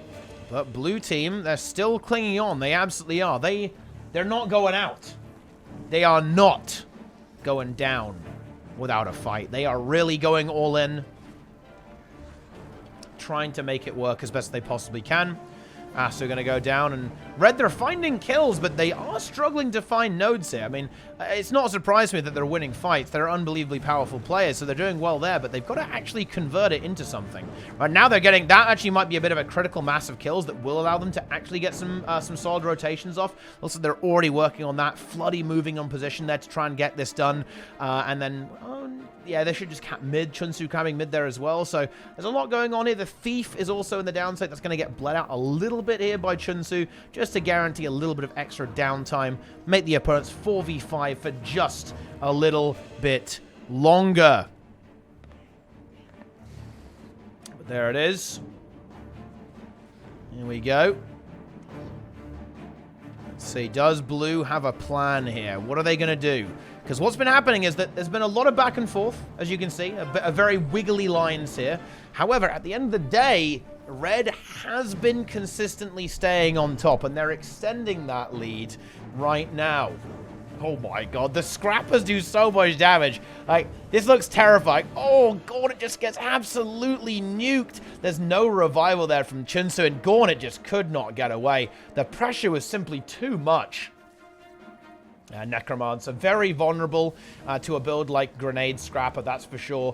Really doesn't have many good tools to deal with it unless you can actually latch onto it and prevent it from getting away from you. And Floody goes down here as well. Ooh, you know, once again, the Caster Curse kicked in. I say, yeah, you know, Red team doing a great job of consistently staying ahead of their opponents. Well, apparently not, as of course now Blue team really starting to get back. I want to see the points. How is the other game going? Because I've got to know. Is it also really, really close? It actually is relatively close. Frey's team definitely a little bit ahead, but the French only 100 points behind. But I think we've got to stay in this game because this one's really, really heating up now. As Blue team, they're about to take the lead here. Get ready for that. Here they come. They've got that double cap. Let's see. The fight is now proceeding. Dog Grips, too, in a little bit of trouble. Going for the big kite here. Will they be able to make it? Should be able to, get some super speed and has to go for a dodge jump. No, just going to stay on the kite spot and just rain down artillery onto the opponent.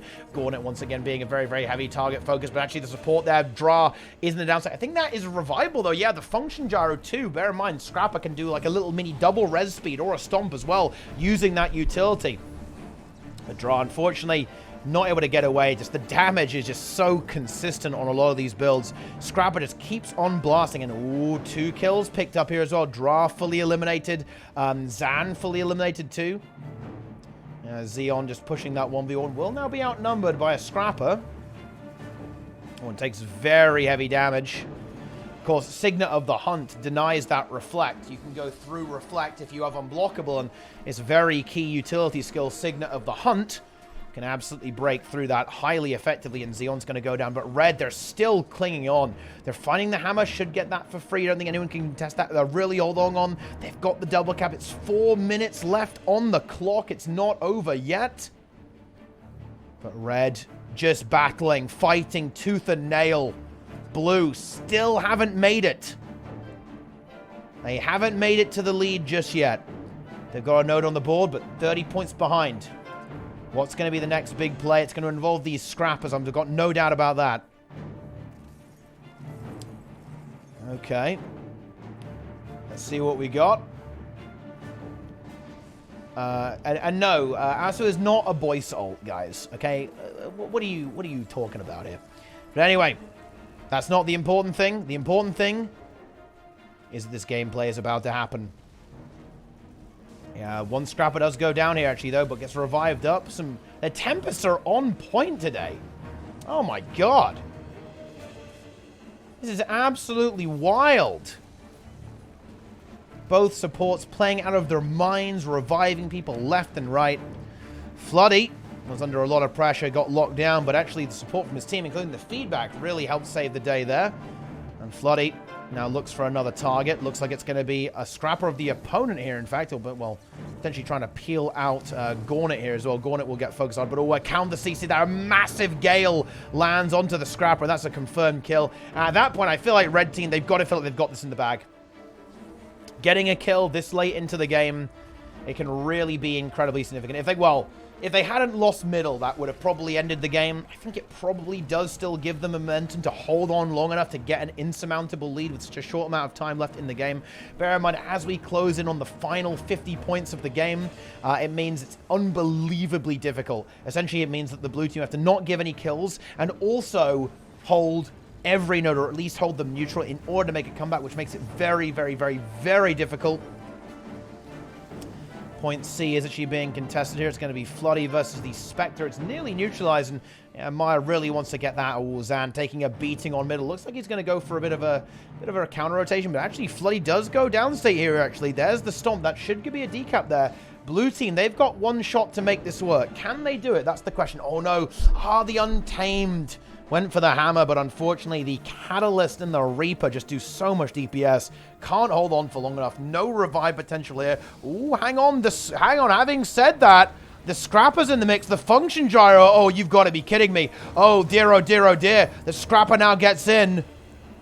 The cleave is good, though. Ooh, Dra got hit by that stun. That's a lot of Condi pressure that will get applied to him. Of course, Chill applying bleeding. Very painful. And actually, oh, no.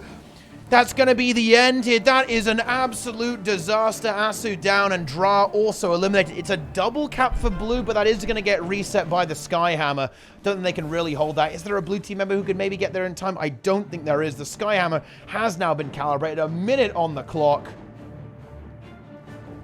A minute on the clock, but I'm afraid I don't think it's going to be enough. At this point, we simply do not have enough time left over.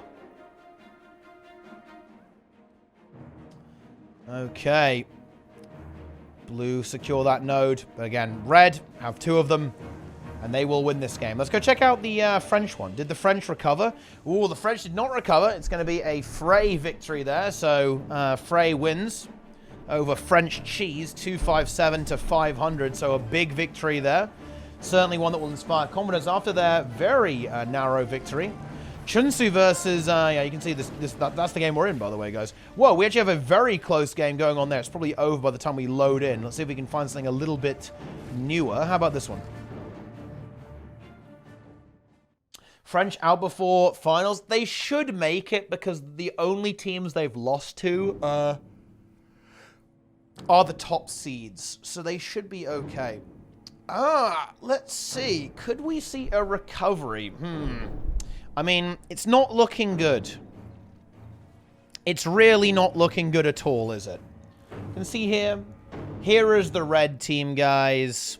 They do have a node, and I think they were recovering. Yeah, you can see they started to get a bit of recovery. They had a very close in, but oh, look at that. Absolute flurry of kills from the blue team. Really going berserk there. Picking up those kills. Locking that stuff in, I'm afraid. But you know what? That is okay. That is okay. You can't win them all, but having said that, actually, Blue Soul Sky and Sinister now both in the downstate. Arya the Legend really picking up kills. Oh, the Guardian is going to get one res. That's very nice. I mean, I'm not going to lie. This is a classic move, guys. Sometimes stomping isn't good. Although, actually, I think stomping was an insane big brain play. The stomp there, this was actually so high level that I didn't see it. I've actually got to apologize, guys. This player didn't stomp in order to bait the Guardian in, successfully getting the ride, then going for the hand res on the other player, allowing the Scrapper combined with the Tempest to finish those kills at the same time. I think that was actually higher level than I think we could have possibly thought. It was a deliberate bait to allow that revival to come through and then obliterate those players. And now red team find themselves in a good spot. Ooh, particularly as we actually have a 1v1 victory here. Lightning Rod Weaver, huh? Yeah. Oh, no, actually, no. It's just like, it's the Catalyst, actually. It's the Dagger Catalyst is what that is. I don't know. I thought that was a Weaver. That's not how that works. But anyway, red team 311 to 364. Here we go. Sinister trying to barrel down. Wait, is this one-shot Thief? I think this is a one-shot Thief, isn't it? Yeah, this is actually... this is a bit of a meme build, I'm not gonna lie, guys. It's actually one-shot Thief. So full Zerker, basically, with Deadly Arts and Trickery there. Just tries to immediately one-shot the opponent with some very powerful backstabs. Of course, very squishy, though. As a result of that, and oh, look at that. Look at those numbers. This Scrapper is just annihilating.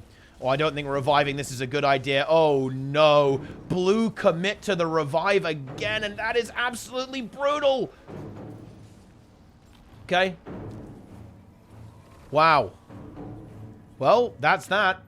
Oh, no. Crying Man logs out. That's not good. Uh-oh. Red team take the lead. One of the blue teams, they're gonna maybe got stuck in a wall or something and goes for the red. No, it looks like it's gonna be a clean relog to the god of submission. What is going on there? Okay, and here we have the one-shot Thief trying to wriggle away. Ooh, but here comes the other Thief. The Hunt, and yeah, finds the kill there. The only thing that can catch a Thief is another Thief. Maybe a Scrapper too, actually. But here's a relog to another Thief. Very interesting from our blue player here. Not totally sure about that one. But anyway, we also have some big DPS coming through here. The Temper's just holding firm here on middle. Reaper goes down state, and yeah, I think red team have done it. I think they've actually done it. It's the first team I haven't cursed. They have actually, no joke, made it. They have made the recovery. They made the comeback. And right, in the nick of time, they have secured, they have stolen victory from the jaws of defeat. Well done to the red team. Keeping it calm, keeping it cool. And actually, it all did come down to this player, right? It all came down to Arya the Legend, essentially getting a triple kill on that middle node. So very well done here to Arya the Legend, the massive cleave of the Scrapper, or formidable foe. Yeah. Time for submission. I kind of agreed with what you said last time, Gurigashi. I want to see the Warrior's screams, right? I want to see Warrior condition cleanse someone with their screams. Where's Jor gone? Jor is gone, man. He's retired. He's retired from Guild Wars 2. He's retired from streaming. He's living his best life in Spain. I think he's in... Is he still in Spain, actually? Or I guess more specifically, I think Gibraltar is where he was at, I think. I think he streams extremely infrequently. So he's still but not in like a... not, you know, he's a casual streamer.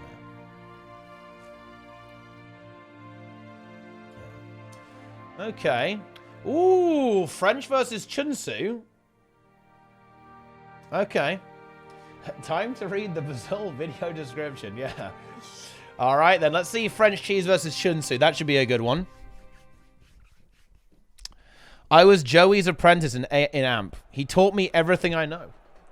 Ah, Pirate Captain Joey. Honestly, fun fact, guys. Check this out, Cloud, actually. You'll notice that this team, one of the top teams in the monthly AT, have all named themselves in honor of Pirate Captain Joey. And, you know what they also do? They do like to spike on leader, right? They're spiking on enemy leader immediately, and it's pretty good. It's highly effective. Which team are you predicting? I am predicting that the finals will be this team here. So, Ultra Numb, Ultra Scuffed, Ultra Pirates, or whatever we're dealing with this, versus Draza's team. Draza and Frey versus Ultra Numb, I think. Very close. But look, they've actually had a matchup before. It was within 10 points. They've already played. It was within 10 points. In honor of Joey? No, I don't. No, that's not the case. This is a meme. Well... Some of them probably know who Joey is, because actually they play World versus World, so they probably do know who that is. But I think it's just like they're just role-playing. Look, I say this, I feel like I say this every monthly. PvPers are some of the biggest role players in the entire game. That's actually 100% true, by the way. PvP players are hardcore role players. That's not even controversial. We all know it. We all know it. Biggest ERP is 2? True, actually, true. All right, here we go. So let's see what we're going. It's coming for a push here. Looks like it's going to be a push. Blanca and Floody across the map here. Ooh, looking for Goku on that Spellbreaker. Spellbreaker is a little bit difficult to kill. I'm not sure if they're going to be able to kill this. It may just be trying to force a node and then force into a 1v1. However, we do have Zeolith moving back to make it into a 2v2. Looks like, let's see if Red Team want to engage here. Looks like they do. The Scrapper now moving back in to reinforce. Of course, they have a little bit of support here with the Medic Gyro and some of that protection application, all that kind of wonderful stuff. Floody now gets CC'd, however, does manage to back off there a little bit. Neither team really committing to this fully. Chronomancer into the Vindicator for the 1v1. I felt the Chronomancer should be in a good position there to take this. I mean, Vindicator, not really what it once was, to be honest. Let's see, looks like the fight on middle has resolved and with blue team disengaging. So no kills just yet coming through. And this 2v2, relatively chill, at least for the time being. Now it's going to be a 3v2. And honestly, it's eventually going to be a 4v4 as both teams are going to converge. This is a kind of like a good situation for the blue team, for the red team to be in. They want to be pushing. They're pushing in deep. They want to secure this node for themselves. They have a very strong team fight setup. So they're definitely pretty happy to see that. The Vindicator actually having a little bit of difficulty. In fact, in this 1v1, some very good sustain, actually, from Azers. I stand corrected on the result of this 1v1. Xeon now moving over to middle to hold on there. And actually, I've got to say, French Cheese. Maybe we have actually got a little bit of spice here. I mean, French Cheese, you should never underestimate the French guys. They have very powerful theory craft. They have very powerful synergy. These guys have been playing with each other for years. You can't get that type of synergy just for free, guys. You really, really can't, you know? But anyway, here we go. We now have the content beginning. The big fight is starting. But actually, both teams not committing. It's actually a very interesting dance that's happening. The players are not really fully committing to eliminating each other. They're just kind of playing semi-passively right now. A lot of the story has actually just been this node here and the middle node, whereas Az was able to hold on here. Red team was not on middle. However, fights are now starting to actually disperse a little bit. We have red team picking up this node with a 3v2 pushing away these players, but Xeon does actually end up getting fully taken out, and this is certainly a big 1v1 win there. Will not get revived there whatsoever, and that's going to be the first kill. Actually is going to go to the French Cheese. Wait, oh, hang on. Oh dear. Gamers, this is I just realized this is a massive match. Oh no. The French have to win, don't they? They've lost twice, correct? Oh yeah, the French have to win. They must win. If they don't, they are actually eliminated, because they have actually been defeated, I believe. Oh wait, have they lost twice, or have they only lost once? Maybe they only lost once, actually. Because they lost to Frey. And ooh, maybe they only lost once, actually. No, I might be wrong. So maybe they're okay, actually. But either way, they definitely want to win. You don't want to be losing twice at all, right? You do not want to lose twice in Swiss. It can actually potentially harm your chance of actually making that that qualification. So you have to be a little bit careful in that regard.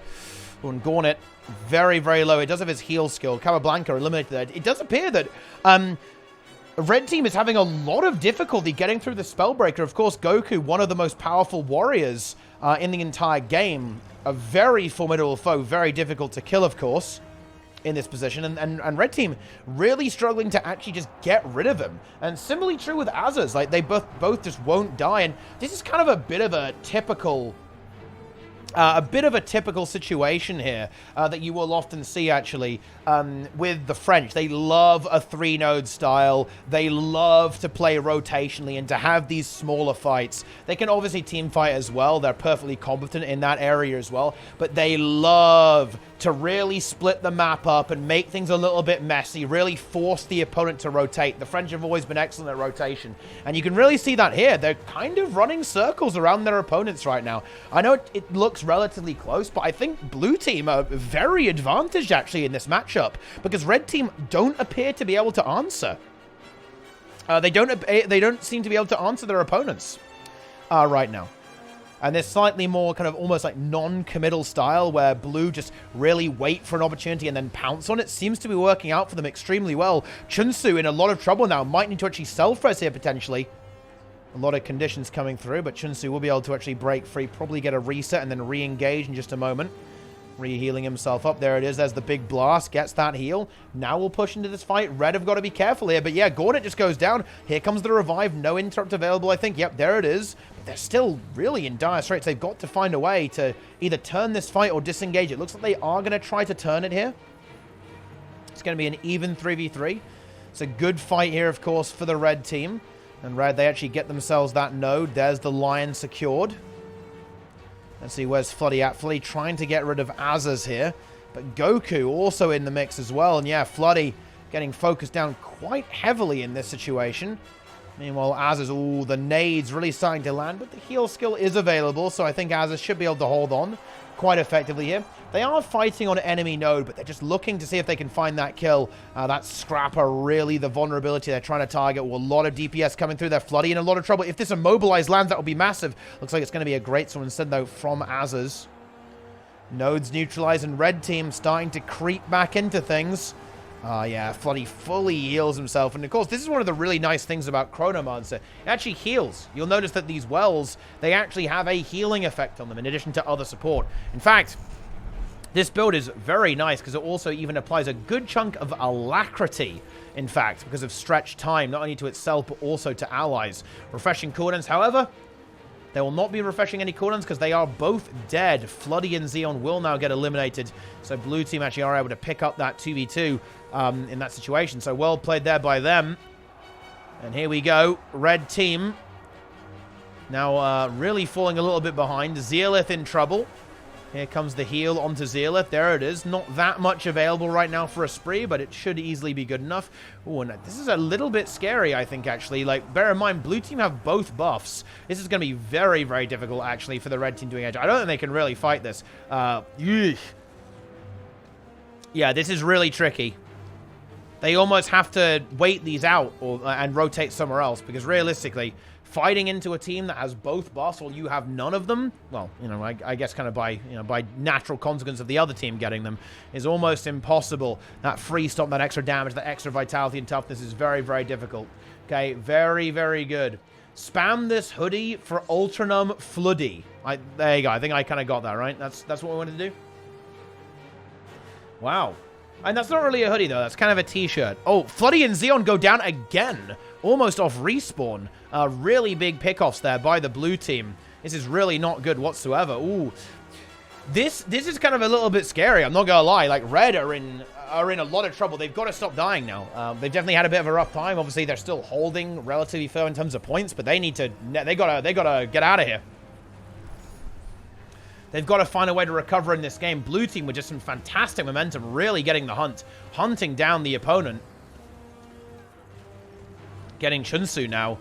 Ooh, that's a scary death, to be honest. That's going to be a stagger as well. The respawns from red come through at the exact same moment. They lose another player, and a vital player as well with that support. Blue team have got to be very happy with that. And honestly, they had a tough game versus Frey. This has got to give them some morale, because they know that the team they faced, they very narrowly were defeated by Frey's team. And, you know, it's never fun when you also have a hard time into a very, very powerful, very strong roster. But at the end of the day, they should be getting a good confidence boost from this. And red team, they need to just be buckling down, gritting their teeth, and getting this recovery as best they can. But yeah, I mean, look at the kills. Look, guys. Wow. There have been 0 kills from red.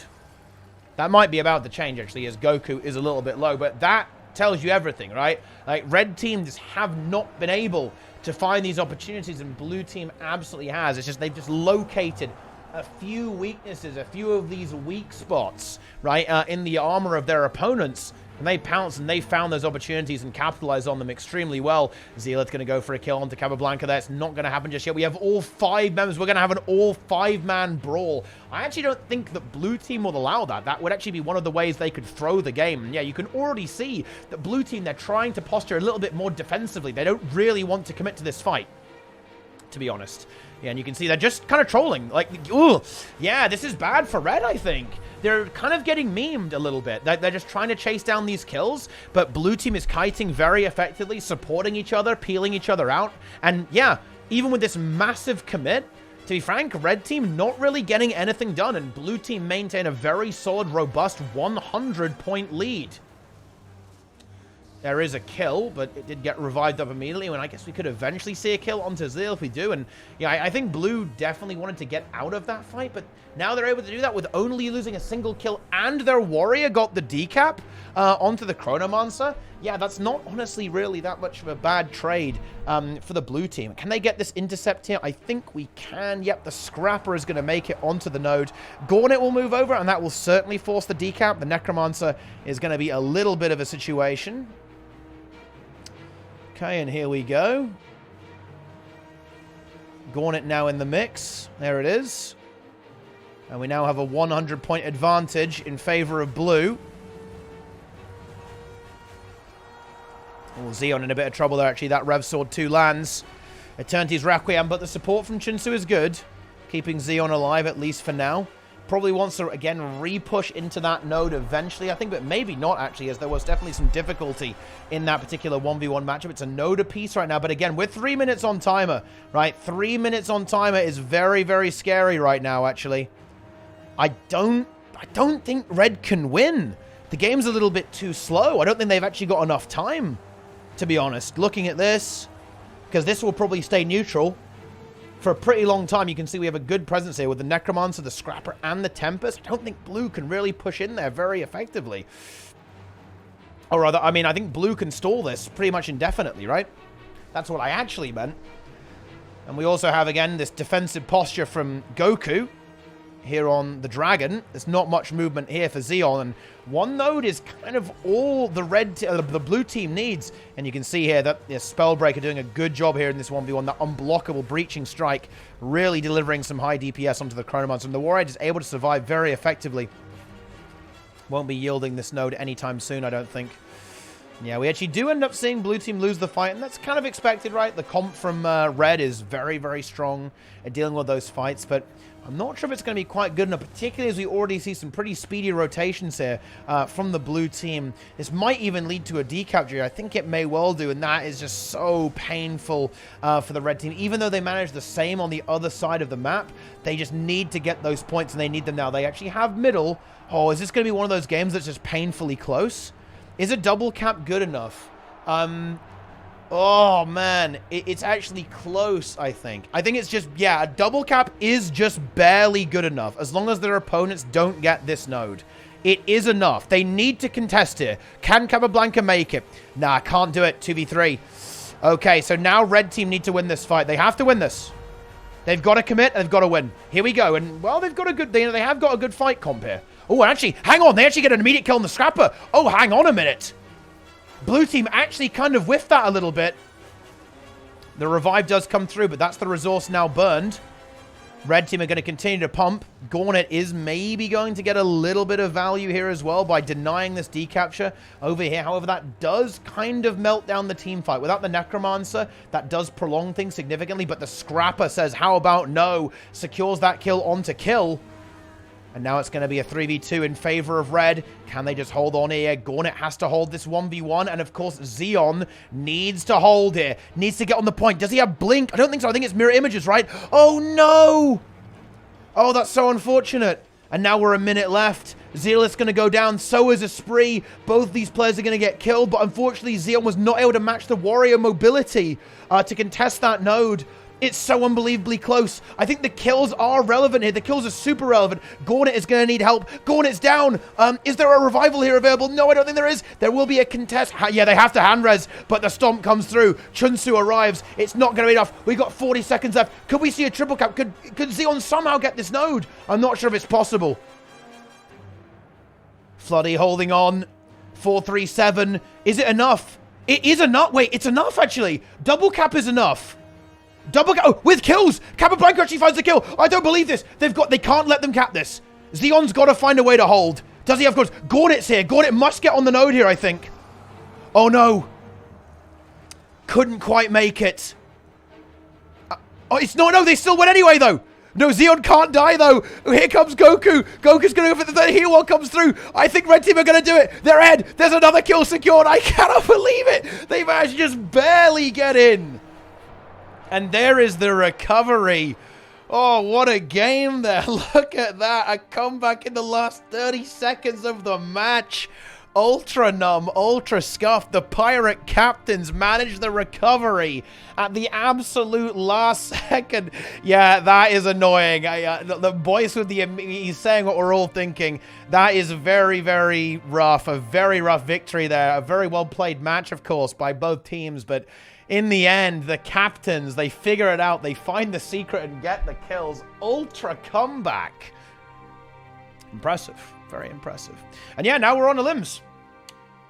Okay, let's see what we got. Ooh. I like this.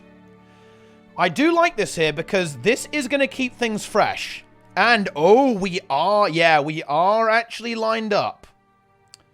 Okay. They are lined up for the finals. So you'll see this bracket is real, by the way. So this is the upper half of the bracket. This is the lower half of the bracket. So, as you can see here, we are going to see a potential final between Chunsu and Frey here. I think, ooh, man, these matches are pretty spicy, actually. French Cheese versus Jesus. That could be very, very close. Who is Josh, actually?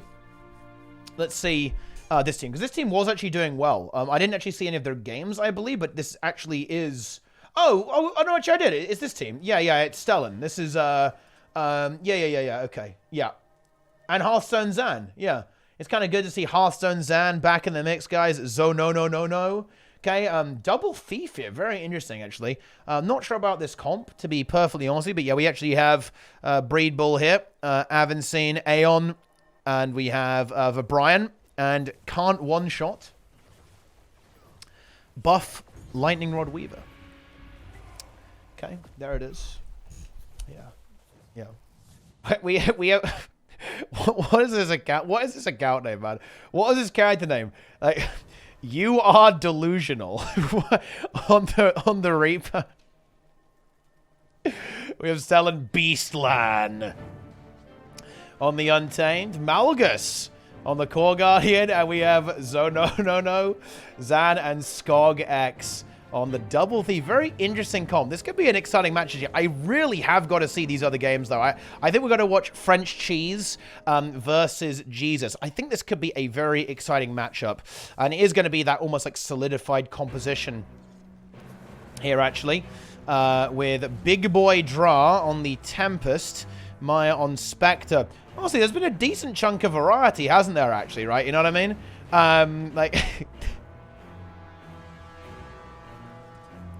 There's been a decent chunk of variety, you know, amongst different strategies and different styles. Thief has been there. Thief has not been there. Normally, it's either one or the other, right? Like, Thief is either, like, broken OP or complete trash. Found a happy medium. Kind of like to see that. I really do, guys. But anyway, here we are. We're now in the mix. And so far, it is actually going to be the blue team picking up that first node. Scrapper actually getting chased down by another Scrapper. Of course, this double Scrapper composition, I think, from Red does make the games unbelievably volatile like that. For example, a huge grenade barrage. And look how fast you die. Right? Look how fast that death was. Esprit, honestly, didn't even have time to really respond to that and get that res. The damage from Zan was simply so colossal, there was no response time whatsoever. And now Zan looking for another victim. Here we have the 1v1 between the Ranger and the Warrior, but here come the nades. This is where things can really get a little bit spooky, I think. However, the support is going to be here from the Ultimate Dark Worm, making this a 2v2, but Red Team actually do pick themselves up a double cap there. And remember, this is now eliminations. This is now a full elimination situation, guys. It is very, very important, okay, very important, that this team actually manages to win. Well, both these teams, they got to win, right? And here we go, Azza's really converging onto the Untamed. Can the Untamed hold on? Dra Arise. Very nice support here from the Tempest. And it's going to be the Warrior who goes down. Esprit going for the res. Is he going to land it? Yes, he absolutely is. Esprit now needs to heal, though, to get these players back up. Doesn't have Water Attunement for a few seconds. Can land the heal. Has the big heal skill. Should be able to activate that pretty soon. Bear in mind, guys, Hailing Rain now heals for each conditioner route. A very powerful ability here. There's obviously like a load of like random Condi spam, right, that will then get converted into healing. It's absolutely beautiful stuff. It really, really is. Okay. Let's get on with this now, though. Content is happening. And Red Team still actually having the lead here. You know, Red Team doing a very good job in this match of just consistently getting these kills. And I mean, any team with Zan on it is always going to be a bit of a menace, right? Zan, of course, one of the most infamous players. And when this guy's on NG, you've got to be careful. You've got to deal with this guy immediately. And yeah, Zan kiting away immediately, or maybe looking for a kill on a spree. A spree, yeah, gets separated a little bit from the pack, doesn't get peeled out, and gets blown up. I do think this map is a little bit more difficult, actually. It's certainly a little tricky, actually, for the red team, or rather the blue team, to actually execute their more rotational style. But if they can actually manage to find these kills, then they won't need to. Dra, oh man, Dra is on point. A true mercenary. Like, Dra plays any role on any team and just pumps 100%. Actually, the only player to have basically won every single PvP tournament in some shape or form, in a sense. And actually really delivering value there, saving the day incredibly efficiently. Very well played, actually, by our red team. And Zeal is now going to fall. And that's a triple cap locked in. This could be the end for the French, I'm afraid. And yeah, the double grenades, it seems a little bit too much, because we almost saw that happening in the last game, right? Ultra Scarf, they actually had a little bit of difficulty kind of breaking through the French, right? The French, they played a very evasive, a very patient style, and Ultra Scarf almost weren't able to connect, but that's not really going to be an issue when you have a double scrapper, and of course the Thief can help out with that as well. There's a lot of very highly mobile damage, right, coming out from the red team. This looks like it's actually over, though. Let's go ahead and check out another game, I think. Let's see. Who's a Resemblance? I don't know what this is. I have no idea who this team is. Oh, yeah, Demolish on the Reaper, Vampire Kid. An interesting roster here, actually. I don't know what these names, man. It's ridiculous. But this should be, I think, pretty straightforward for the blue team. We did have Demolish going to go in there. He did get memed immediately there. There's obviously a lot of deep. What is this comp? This does not look like fun to me. We actually have Druid, Deadeye, right? The Tempest, a Chronomancer, and the Reaper. And blue actually having a little bit of difficulty in this initial team fight. Looks like they're probably going to end up disengaging here. Draza kind of getting into the mix, and I almost felt like they maybe were experimenting with some comps there a little bit going into this team. Maybe not playing like what they think is like absolutely optimal.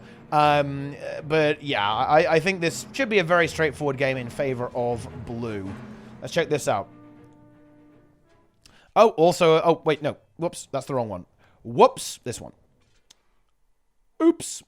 Ooh, we've actually got ourselves a bit of a game on our hands. Ooh, hang on, as we join in. Blue team, it's the Chunsu, the captain team. They are up on points, but they have just lost a very major fight with Gornet, Chunsu, and Xeon all about to fall here. Let's see if Floody can get out. Looks like he will be able to. And this is a very volatile map. This is, of course, Legacy of the Faux Fire, where you can very easily wipe and very easily lose the entirety of the map. And yes, guys, Dra is Draza. By the way, Draza actually plays on 2 accounts at the same time during these tournaments. He likes to double up on the gold reward, and it means that if he gets to the finals, he gets to 1v1 the only opponent he considers worthy, which is himself. So there it is. Of course, red team getting a very big swing off that very, very nice fight. And actually, Floody, maybe pushing his luck here a little bit. Taking a lot of damage. Does manage to get a decent kite off and stealth up and should be able to get away. Okay, oh, hang on a minute. Yeah, red team really getting some momentum. Now, of course, blue team are now respawning. They're still a player down, though, actually. Okay, there it is. Okay, that's going to be that. Here we go. And they're going to go for a repush. This is kind of what happens in a match like this. You kind of wait for your respawns. You don't really want to go in 4v5. You know that... Wait, dude, Xeon is just going in. Holy shit. Dude, this is a little bit unhinged. He's just going in 1v5, essentially. That's just a sneaky decap there from the Untamed, already moving out. But oh my goodness, here comes the blue team. They just completely unleash onto the Reaper. Surely that's going to end up in a kill. There's no Shroud for a little while longer. The Tempest really going for the heal as much as they possibly can. They're able to actually wriggle away, though, pretty effectively. And yeah, look at that sneaky decap from the Untamed. Wolf Spider putting in that work there, and actually seeing as red team didn't die, that does give them a pretty significant advantage. However, that was a very aggressive push from blue, but it was actually absorbed quite nicely by the red team. They did a good job there. Gauntlet now on the warpath. Capablanca getting that decap. Oh, they're looking for that Reaper kill. They're really going to get it. Nice, a beautiful stun there by Gauntlet. That was really good. And I think the Tempest might die as well. Potentially, or rather, the Chronomancer might end up going down state as well, but actually does manage to get that Glyph revival. The hold from the res was big. And it's one node apiece right now, so bear in mind, we still actually have red team in a good position here so far. That Thief is not really going to get caught here. And yeah, you can see the terrain here is a little bit spooky. Blue team was having a difficulty pushing up, and here we go. Here comes the red team. They're going to go for a big push onto Gauntlet. Gauntlet with very little Shroud is going to have to port away, but is it going to be enough? Does manage to get the heal. That's very, very good. And actually, they do get a kill onto Misha. Both Necromancers are very, very low. There's the kill. Is it going to be enough? That should be a rally onto Gauntlet. Shroud is now available. That should keep him safe at least for a little while longer. Has to go for a kite, though. Support Tempest there from Chunsu. Very much in position, ready to go. Here we go, and it looks like red are going to back off now. This should now be a double cap in favor of blue. That's very nice. Oh, that Thief might get caught here. Yeah, surely that's a kill. No Shadow Arts, my friend. That's where things get a little bit difficult. Ooh, Chronomancer. Are they pushing their luck here a little bit? They may well be. Chrono trying to get away. Oh, I think that was actually I feel like that was almost an attempted falling damage death there. Unfortunately, didn't quite connect. Would have been good there just to basically speed up the respawn time. There was pretty much no escape there for the Chrono, but maybe it's not necessary. Okay. Let's go ahead and continue this. We now have the game proceeding. 1 kill secured for blue. Let's see what blue can do next. We have this 1v1, the Untamed versus the Chronomancer. Chrono would love to get a decap here.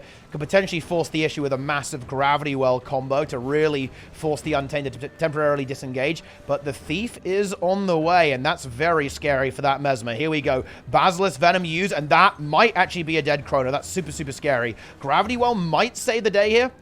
Thief has to port out, but yeah, Xeon in a really tough spot here. Gets a nice port, but is it enough? It is not. Floody arrives? No. Ooh, maybe wants to go for it. Oh, no. The port actually denies the function gyro, I think. A little bit unfortunate. Maybe some miscommunication. Blue team, though, did manage to get a capture over here. And even do pretty well in this fight, forcing this Reaper to run away there. Misha getting through that gate, trying to disengage. But actually, red team really fighting. Xeon is back, but unfortunately, it did essentially cost them this middle node. Red holding on here. Man, some very, very, very, very, very tense games for the blue team. They've got to be very stressed. You know, I kind of hope that they actually let the timer really run out, you know what I mean, guys? On the next one, so they can give themselves a little bit of a break, because their past few games have just been absolutely brutal, and it's continuing to do so. That's, of course, assuming they win.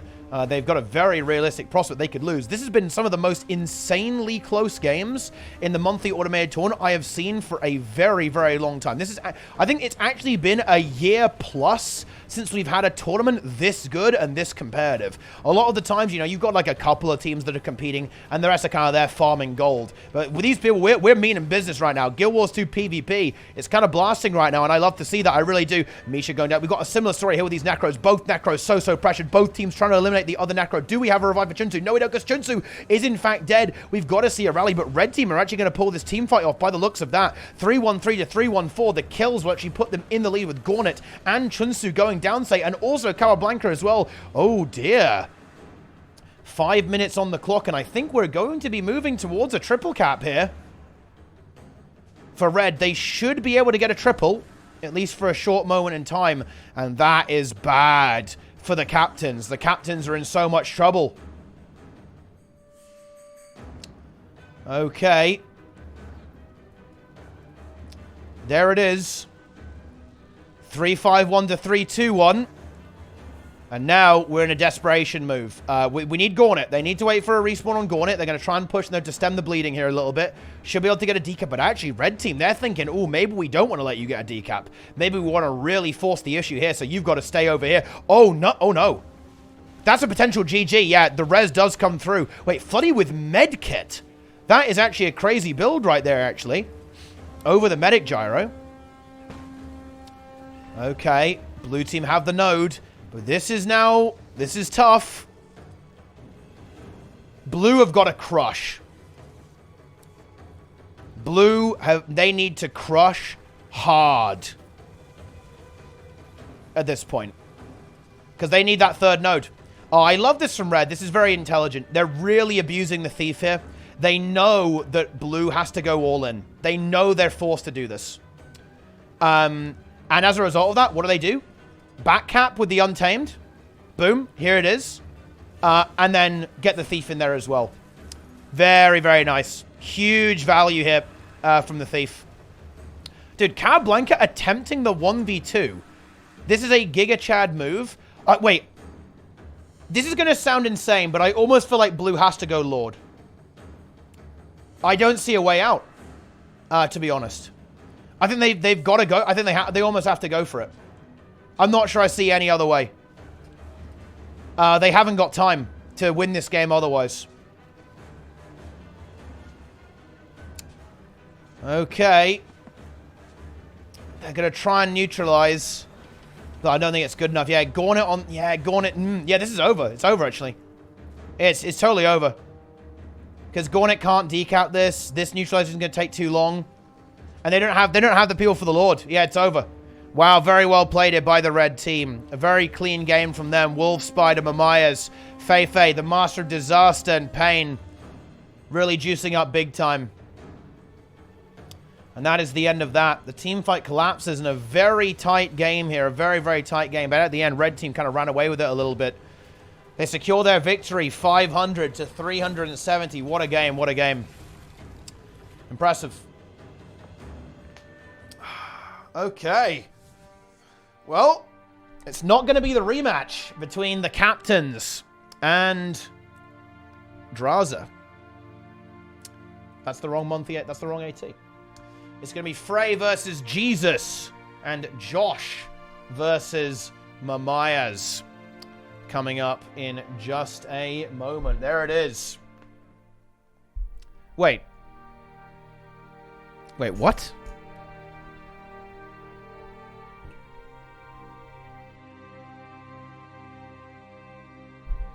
Interesting. Wait, so the French lost.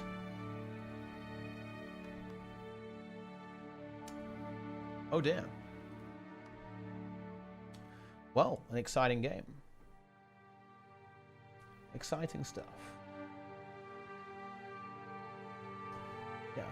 They lost to Jesus. Jesus is simply too powerful, guys. Oh, yeah, of course they did. Yeah. Okay.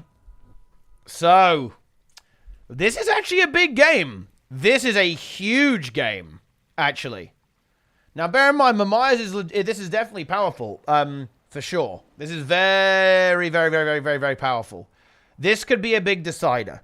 I think it really changes. The finals look very different depending on which team wins this. This is a huge game. This might be the biggest game yet, actually. On the red team, on the Grenade Scrapper, we have Zan. We have Maya on the Spectre. Condition Spectre there. That Thief. We got Big Boy Dra on the support. Tempest rocking the Dolyak Rune Avatar Amulet. Earth. Water. Tempest with Mistform for a bit more mitigation. Here to try and hold on a little bit more on the Elemental set to try and survive. We have Asu on the... Ooh, a relog. Interesting. Wait, oh no. No. Is that a relog or a DC? Oh, no. That is very unfortunate. We actually do have a disconnect, I think. Oh, that's incredibly unfortunate. At the last second, Jesus on the second scrapper, of course. Hopefully, Asu will be able to actually reconnect at some point in the future. Rip, of course, on the blue team. We have Oki on the Untamed. Draza on the Berserker is actually the secret technology. Berserker. Demolish on the Chronomancer and Frey. Here on the Tempest, a huge amount of 1v1 potential here, actually. Like, of course, the Chronomancers can 1v1. Demolish, Draza, and Oki can 1v1. Then, of course, Rip, kind of like this massive damage output build that can just materialize. Oh, that's a little bit unfortunate. for the red team. I'm sure the player will be able to get back into the mix at some point, maybe a crash or maybe a disconnection issue, but of course that does of course mean this is a 4v5, so not really where we want to be, but oh yeah, obviously they're not going to be able to win this 4v5 super effectively. The revive does come through, but at this point they need to basically lose as little as they can. Yeah, now we do have that reconnection. That's good. And I actually do like the approach that red team took there. They just kind of ignored their home node and pushed and kind of played it as if they had a fifth player, basically. I think that was actually a very intelligent way to handle that, and it pays off. They're actually able to fully eliminate Frey during that conflict, and then actually essentially secure themselves that middle node. So I think, considering that, very smart by red. They actually very quickly determined the correct strategy on how they were going to handle that. And it actually ended up working out for them pretty damn nicely, despite being a player down. Okay, so now we actually have Asu versus the Untamed, or the Berserker, rather. Of course, this Berserker, a very potent condition build. For the 1v1, has a massive amount of condition pressure. Frey moving in here as well. Goes for an immobilize here. Will that land onto the Ranger? It does not. It actually does, but the resistance comes through, denying it entirely. Dra and Zan also rotating in to join this Frey over here. Here comes the big fight. I mean, that Scrapper, I really think that Scrapper is going to be value here. Of course, the Chronomancer almost fulfills a similar role of, like, massive damage. But Scrapper really is such a complete monstrosity of a build. Demolish forces the Scrapper away here, but Rip is already down. Is there a res coming through from Frey? Here it comes. There it is. It does land. Of course, that resource has been used, but they just want to go for Rip once again. Another Scrapper coming in. That damage is going to get absolutely ridiculous when we have that second engineer. Yeah, and Rip is going to have a tough time surviving here, I think. Oh, does get the CC there, denying that, and actually managed to get that blink. So has Rip managed to hold on? I think that is, in fact, the case, at least for now. The 1v1 is now going to continue. However, Draza is one of the most powerful 1v1 players in the entire game. You can never count this guy out, no matter what. And I think you can see here how this 1v1 is going. The Warrior doing a very, very good job into the Untamed. Of course, it is definitely good for the Warrior to be here. I think that is going to be a kill. And yeah, this is the kind of thing that you do have to kind of problem solve. They have to have an answer. So they need to almost have a plan on what they're going to do about this. Because here we actually have this kill being secured and just like locked in by Draza. So now red team need to think about what are they going to do? How are they going to handle the fact that they've got a losing matchup? They need to respond to this losing matchup in some way. They've either got to +1 it, they've got to get the Spectre in there, they've got to have someone else take that duel. Something's got to happen because Draza will consistently win that 1v1 and this node will stay blue the entire time. So that's the big question. Are they going to dodge it? You can, of course, dodge it by just kind of rotating away from it. You don't have to 1v1. But the question is, what is the plan? Because there has to be one. They can win all these fights, but that's not going to be good enough. Frey does go down state, which is really, really nice, but they kind of want more than that. And it's going to be Zan rotating, do I think, helping that 1v1 to get a bit of an outnumber, to get that 1v2. Rip is probably going to match it, though, by the looks of that. Yeah, Zan moving in, but Rip in hot pursuit right now. The Ranger already taking a lot of pressure in this situation. The DPS from that Warrior is closer. Here comes Zan. Let's see what he can do here. But yeah, Draza, with this Berserker build, that's the thing about this build, right? He's running defense here, as you can see. And that means he is very durable, to be honest. And, of course, has good mobility with the sword and the Sundering Leap. So he can quickly disengage from some of these fights. And bear in mind, guys, he also has Savage Instinct. So he actually has a little bit of immunity when entering Berserk and leaving Berserk at the same time, really helping the disengage on this setup. Maya now does get picked off there. Oki finds that kill. However, red team did get the double cap there. Dra standing firm here on middle on the Tempest. Has the boons a little bit forced away, though. Yeah, that Mesmer pressure, yeah. Wisely backing off that. Does actually yield the cap there. I think Zan wanted to try to get on there to continue that contest, to hold on to that advantage there for as long as they possibly could. Looks like the Thief is going to go for a very, very sneaky decap here. And this fight's looking a little bit spooky for the red team. I think they are starting to recover now. And they have got the double Scrapper. So that might be too much damage for the red team to handle. Bear in mind, Frey actually doesn't run with a mitigation utility. He just goes, well, outside of Aftershock, of course. He simply goes with Lightning Flash to try and disengage. That maybe not quite as effective against the Scrappers because they can chase you down and they have ranged pressure. So I think that's kind of the idea behind Dra going with the Mist Form to kind of absorb that damage as opposed to just simply disengaging away from it. Asu trying to hold on, but look, here's the ticking time bomb, right? The Scrapper is on the way, so Asu's got to hold on a little bit longer until Zan gets his. Zan has now arrived. Here we go. Could this be a kill? This is what... Oh, that would have been a nice trap, but Nature's Binding, unfortunately, does not land. And let's see how hard I mean, this is a little bit scary for the Ranger almost, actually, to an extent, right? They have got that cap. Here it is. A huge cap. And now, can they kill Draza? That's the big question. Can they kill this warrior? It's not going to be easy. It's not going to be easy at all. Here comes Zan. The nades are flying. Draza, I think, is starting to run out of juice. No heal skill interrupted. This could be it. Can Zan finish it? I think Mending is going to land, actually. Very, very, very, very nice play by Zan. By Draza, rather. Excellent kiting. Superb kiting and ability usage. And, yeah. Zan has to leave, right? He didn't want to do that, but he has to. He's got to get back in this fight because it's a 4v4 again. Can't really afford, especially with the Thief wanting to rotate out. Very scary, though.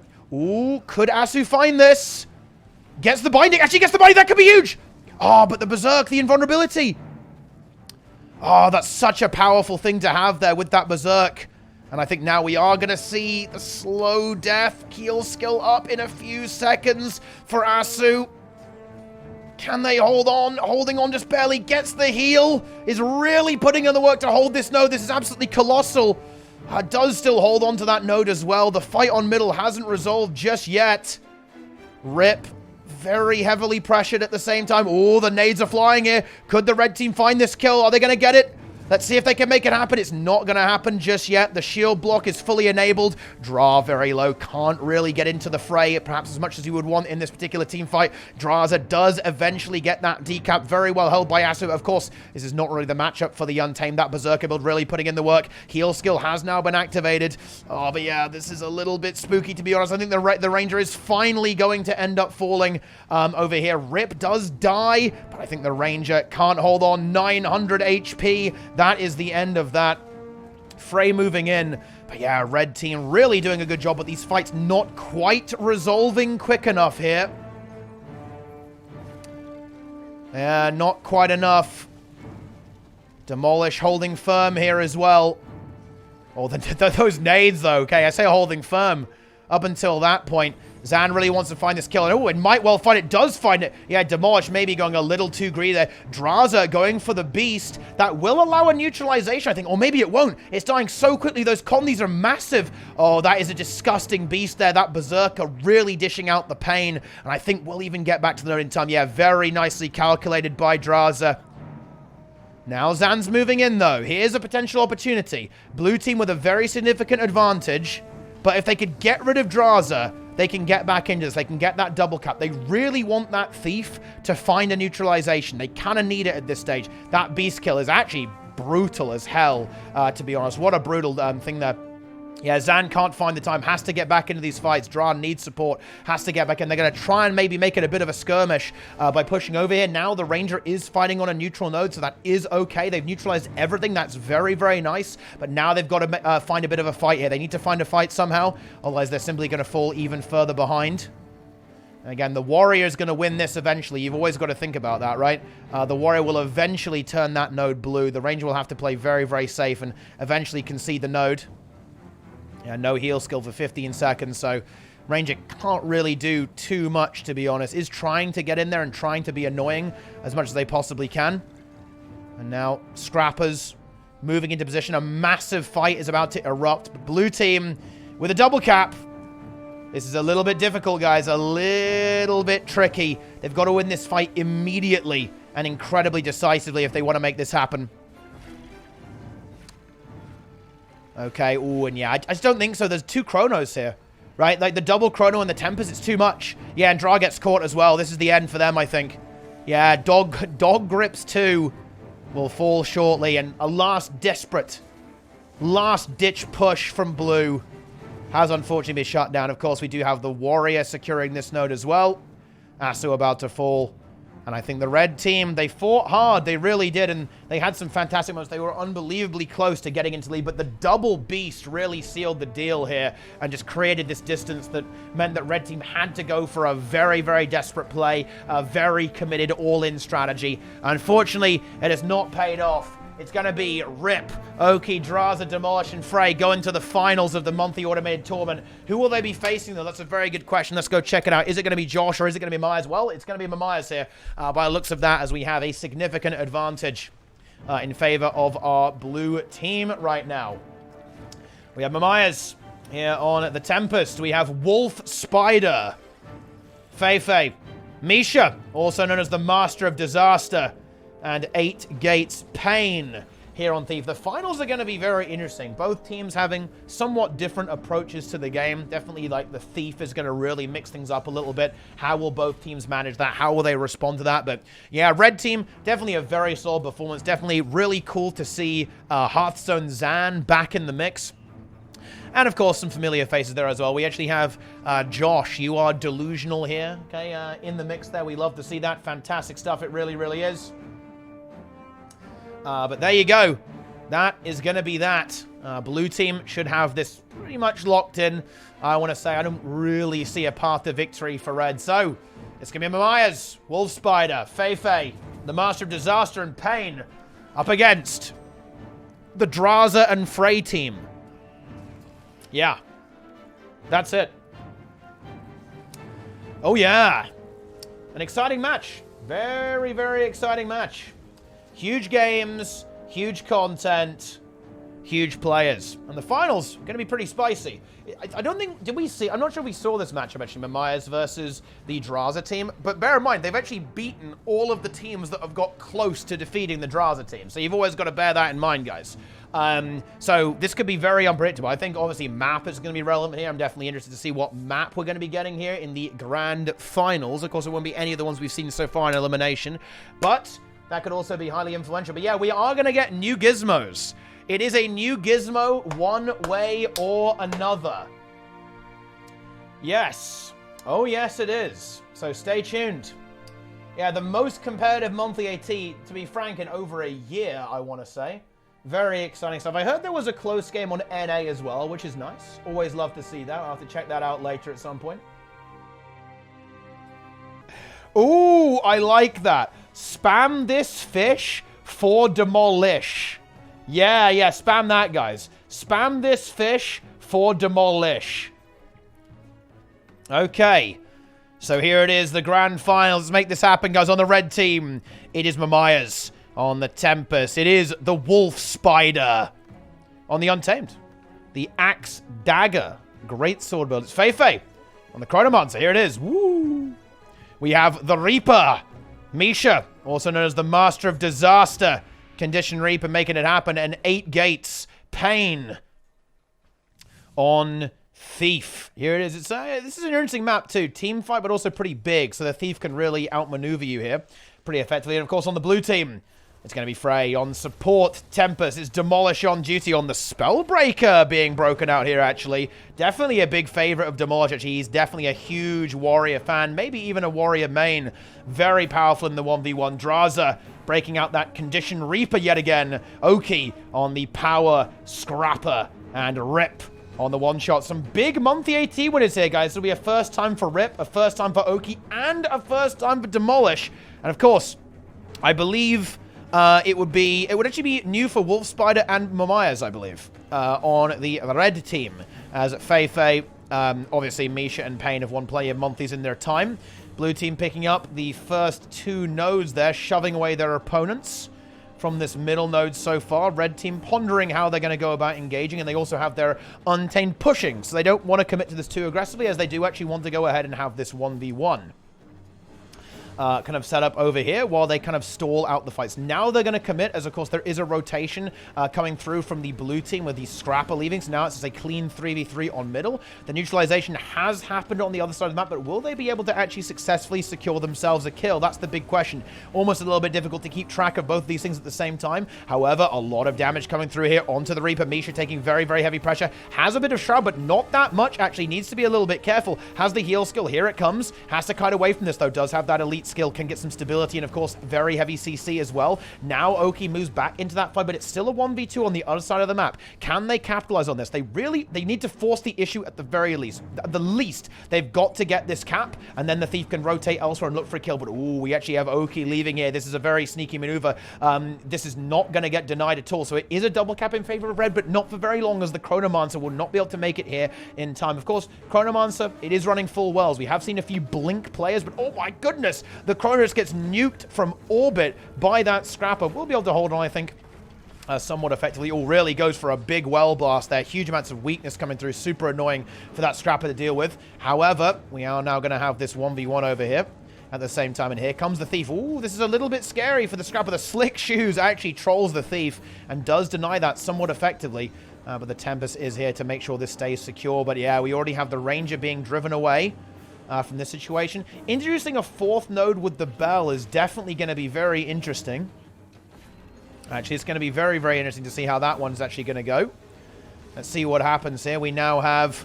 Ooh, that Reaper is probably going to die. Yep, that's a kill. Do we have a revive? I think we do. Yeah, there's the revive. Very good.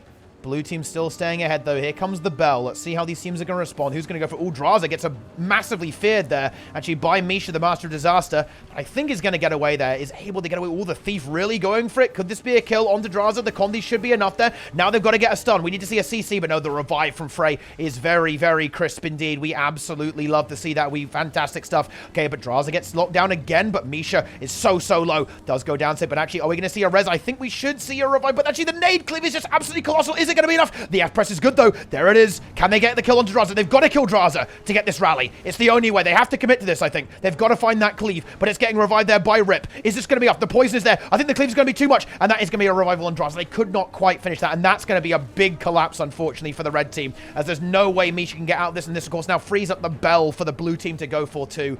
Ooh, and there's not... I don't really see a good way to handle this. And once again, this is very intelligent 1v1. 1v1 choices from the blue team. They know that Demolish can play everything. So what do? They say, they're going to 1v1 you on the Ranger. So we'll put you on the Warrior, because the Warrior can beat the Ranger. We know that Demolish is very good. This is a great example of flexibility coming in handy here, I think, for the blue team. They're able to almost deny the strategy of their opponents, because now they got the Bell. Oh, man. A very, very bad start for the red team, that's for sure. Oh, now the Tempest is getting caught as well. This is bad. This is really bad. Yep, that ain't good whatsoever. Not good, not good, not good. And they're not dead yet, but they're actually surprisingly dead. The early game has been catastrophic for the red team. Not exactly good. But there's always a chance. They get the decaps, and that's definitely a really good start. Thief putting in some work there, and they are actually contesting pretty effectively. Draws now moving in, but of course, this Reaper is unsupported currently, and that's very, very scary, especially with all of that coming in there. Yeah, look at that. Huge pressure coming through onto the Reaper. Is it going to be supported? I think we might see a revival here. Is there the glyph available? Oh, no, it's up in 2 seconds. You've got to be kidding me. Oh, no, that's not going to happen, I don't think. He might try and go for it. Oh,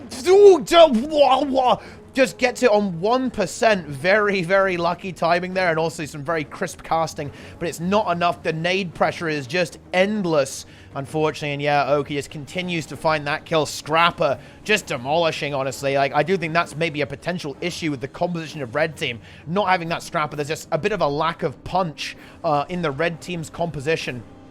So much damage output coming through from that Scrapper, just breaking through all of the durable damage dealers on the red team. Another Bell is up in 20 seconds, but this is looking a little bit grim for red, I'm afraid. Perhaps not the finals we were looking for. Red team, they've got to go big. They need to find something very soon. They've got to get a couple of kills. If they can, if they can get a couple of kills on the board, they can maybe recover. But it's going to have to be soon, because you can see blue team already up to that 300-point mark. In a very good spot there. And here we go. Ooh, there we go. The Untamed kind of connects onto that Ranger, onto the Necromancer. Doesn't really manage to get anything done. Oh, here we go. Is that now enough?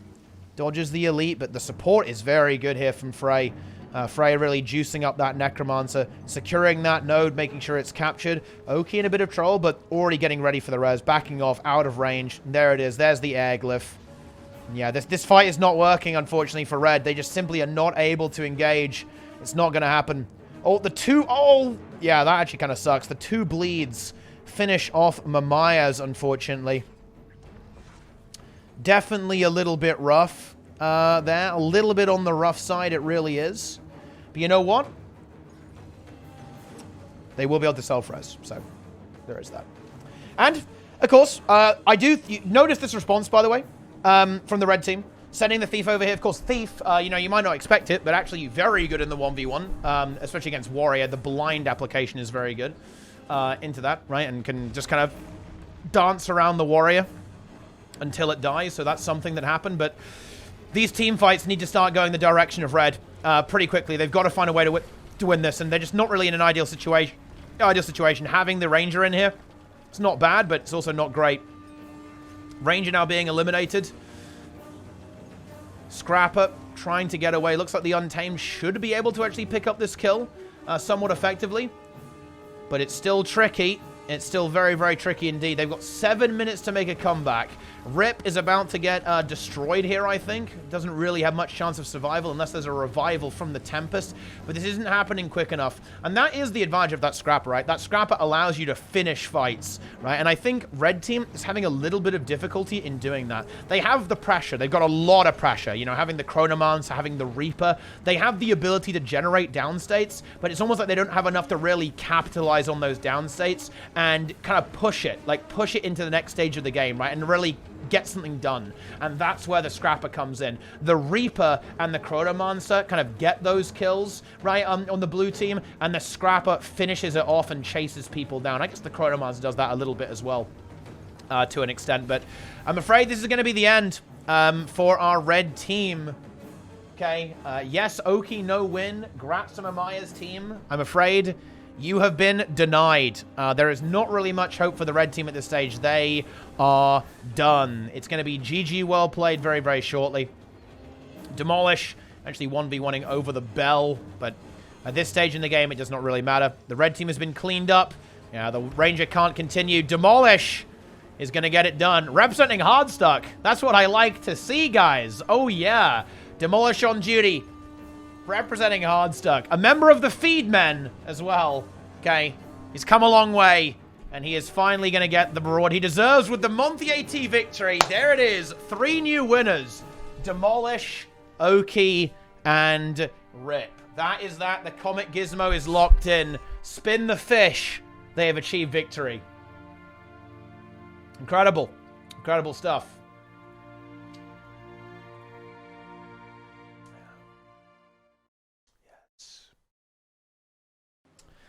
Here it is, guys.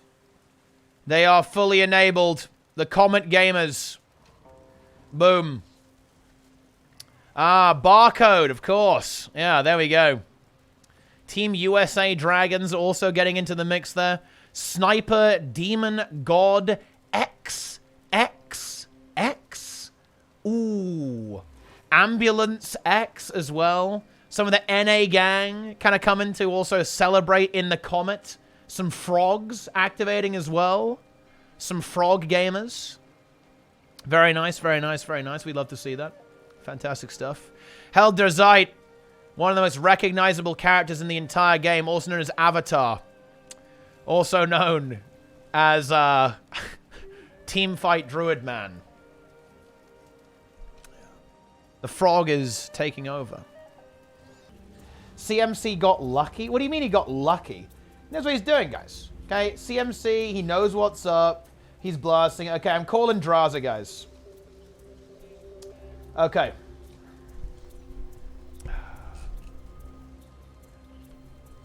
Yo. How we doing? Yeah, doing good. I imagine you're feeling pretty good as well. Monthly AT win. Teapot, for the first time in a very long time, it feels satisfying to win a monthly. Yeah? Like Frey had the idea, which was amazing by the way, to split up the team. So like we stopped to play with 55. I mean, obviously if there is a big competition one day we'll keep playing with 55, but if we played with 55, everyone would have been smashed again. It wouldn't have been fun. Here we split the team. We gave the chance to not newcomers, but they never had a gizmo before, right? Like Demolish, Okina, and Rip never had a gizmo before. So we gave them a chance, and they popped off, man. They fucking popped off, bro. And honestly, that's satisfying, because they put a lot of work, and the results are here, and that made it more team, more competition. This monthly was actually fun, you know, for once in a while. So yeah. I don't know, what do you think about that, bro? Well, yeah, you know, this is what I have always said we should do, right? Is kind of artificially make it competitive. Because at the end of the day, that's what we want, right? We want competitive games rather than just necessarily the most stacked teams. Obviously, that's fun, especially when we have the cross-regional stuff there as well. But yeah, I am really happy to see this happen. And yeah, the quality of the matches really reflected that, right? This was probably the highest quality set of games for over a year, I want to say, right? Yeah, like outside of the yeah, major tour in the yeah. monthly. So very high quality stuff. And honestly, it was really awesome. You know, I was, you know, Demolish was, he kind of mentioned it to me and he was really excited, right? And I was really excited to see this going on.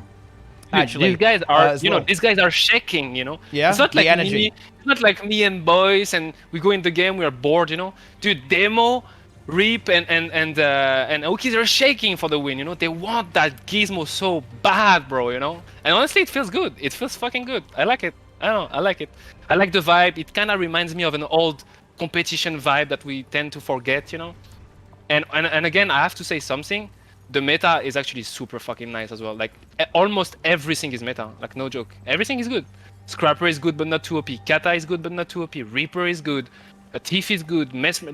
Every class is good. Like, there is maybe Guard that is a little bit off, but honestly, everything is good right now. It's a pretty good meta. Pretty good meta overall. Yeah, CMC, you know, he got there in the end, right? He's been working on it for a long time. You know, we have trusted him and we've been rewarded. Yeah, definitely looked very solid, right? You know, things were dying, kills were happening, but it wasn't just like complete one-shots, all that kind of stuff. There was a lot going on there, like some rotational stuff happening, not just like complete team fights the entire time.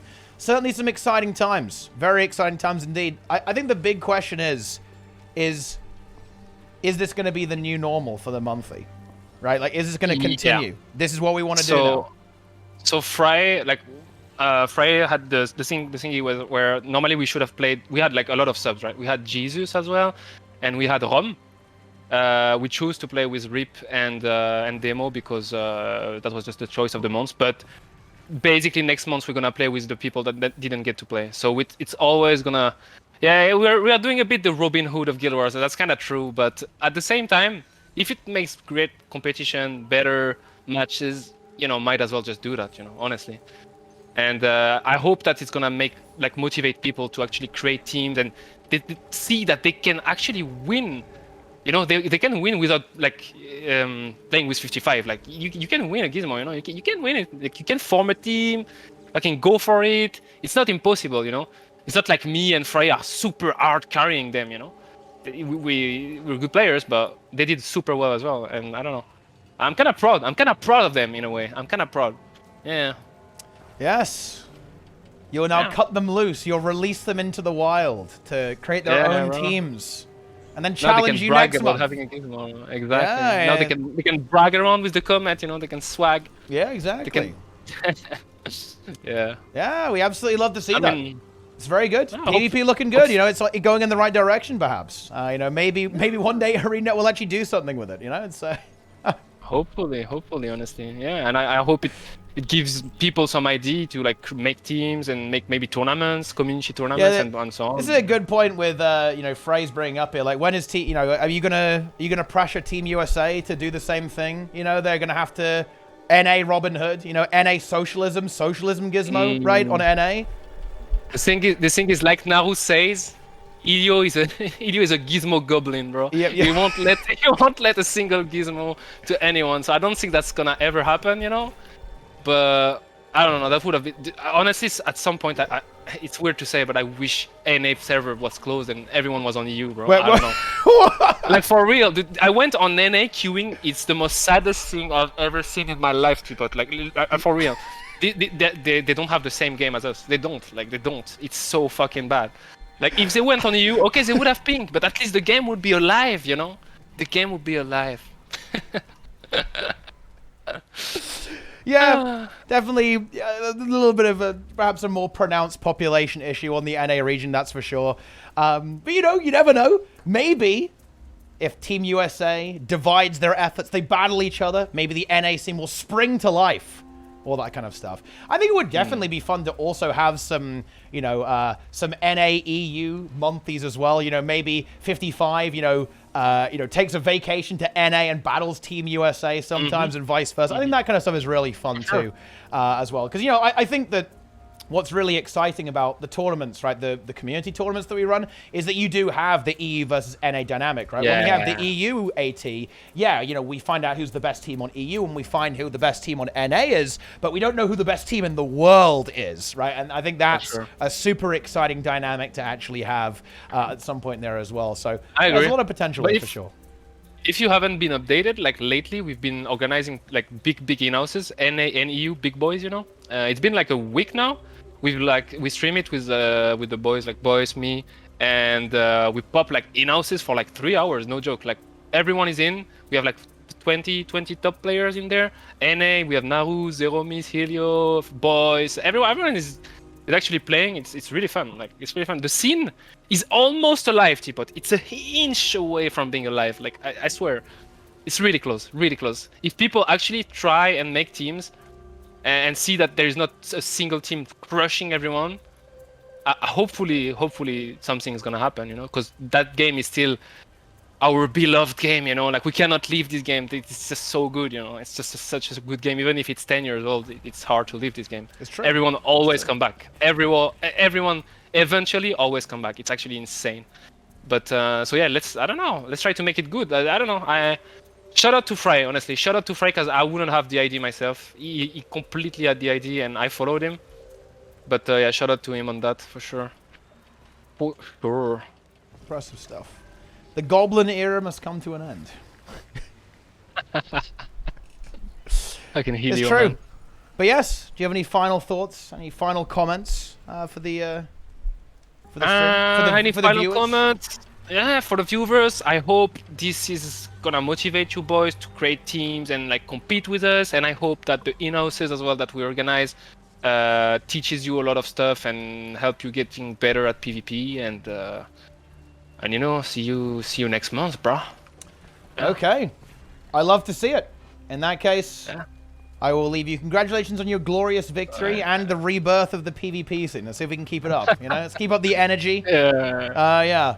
And I guess I better get to work on maybe something, maybe some Motor 3 action as well. Yeah, exactly. See what I mean? Yeah. All right, that's perfect. Yeah. All right, Teapot, thank you. Have a good one, and peace. Yeah, well played. Take it easy. See you later. All right. Boom. There it is. Drazen's Motor 3 is 0 Motor wins right now. Ooh.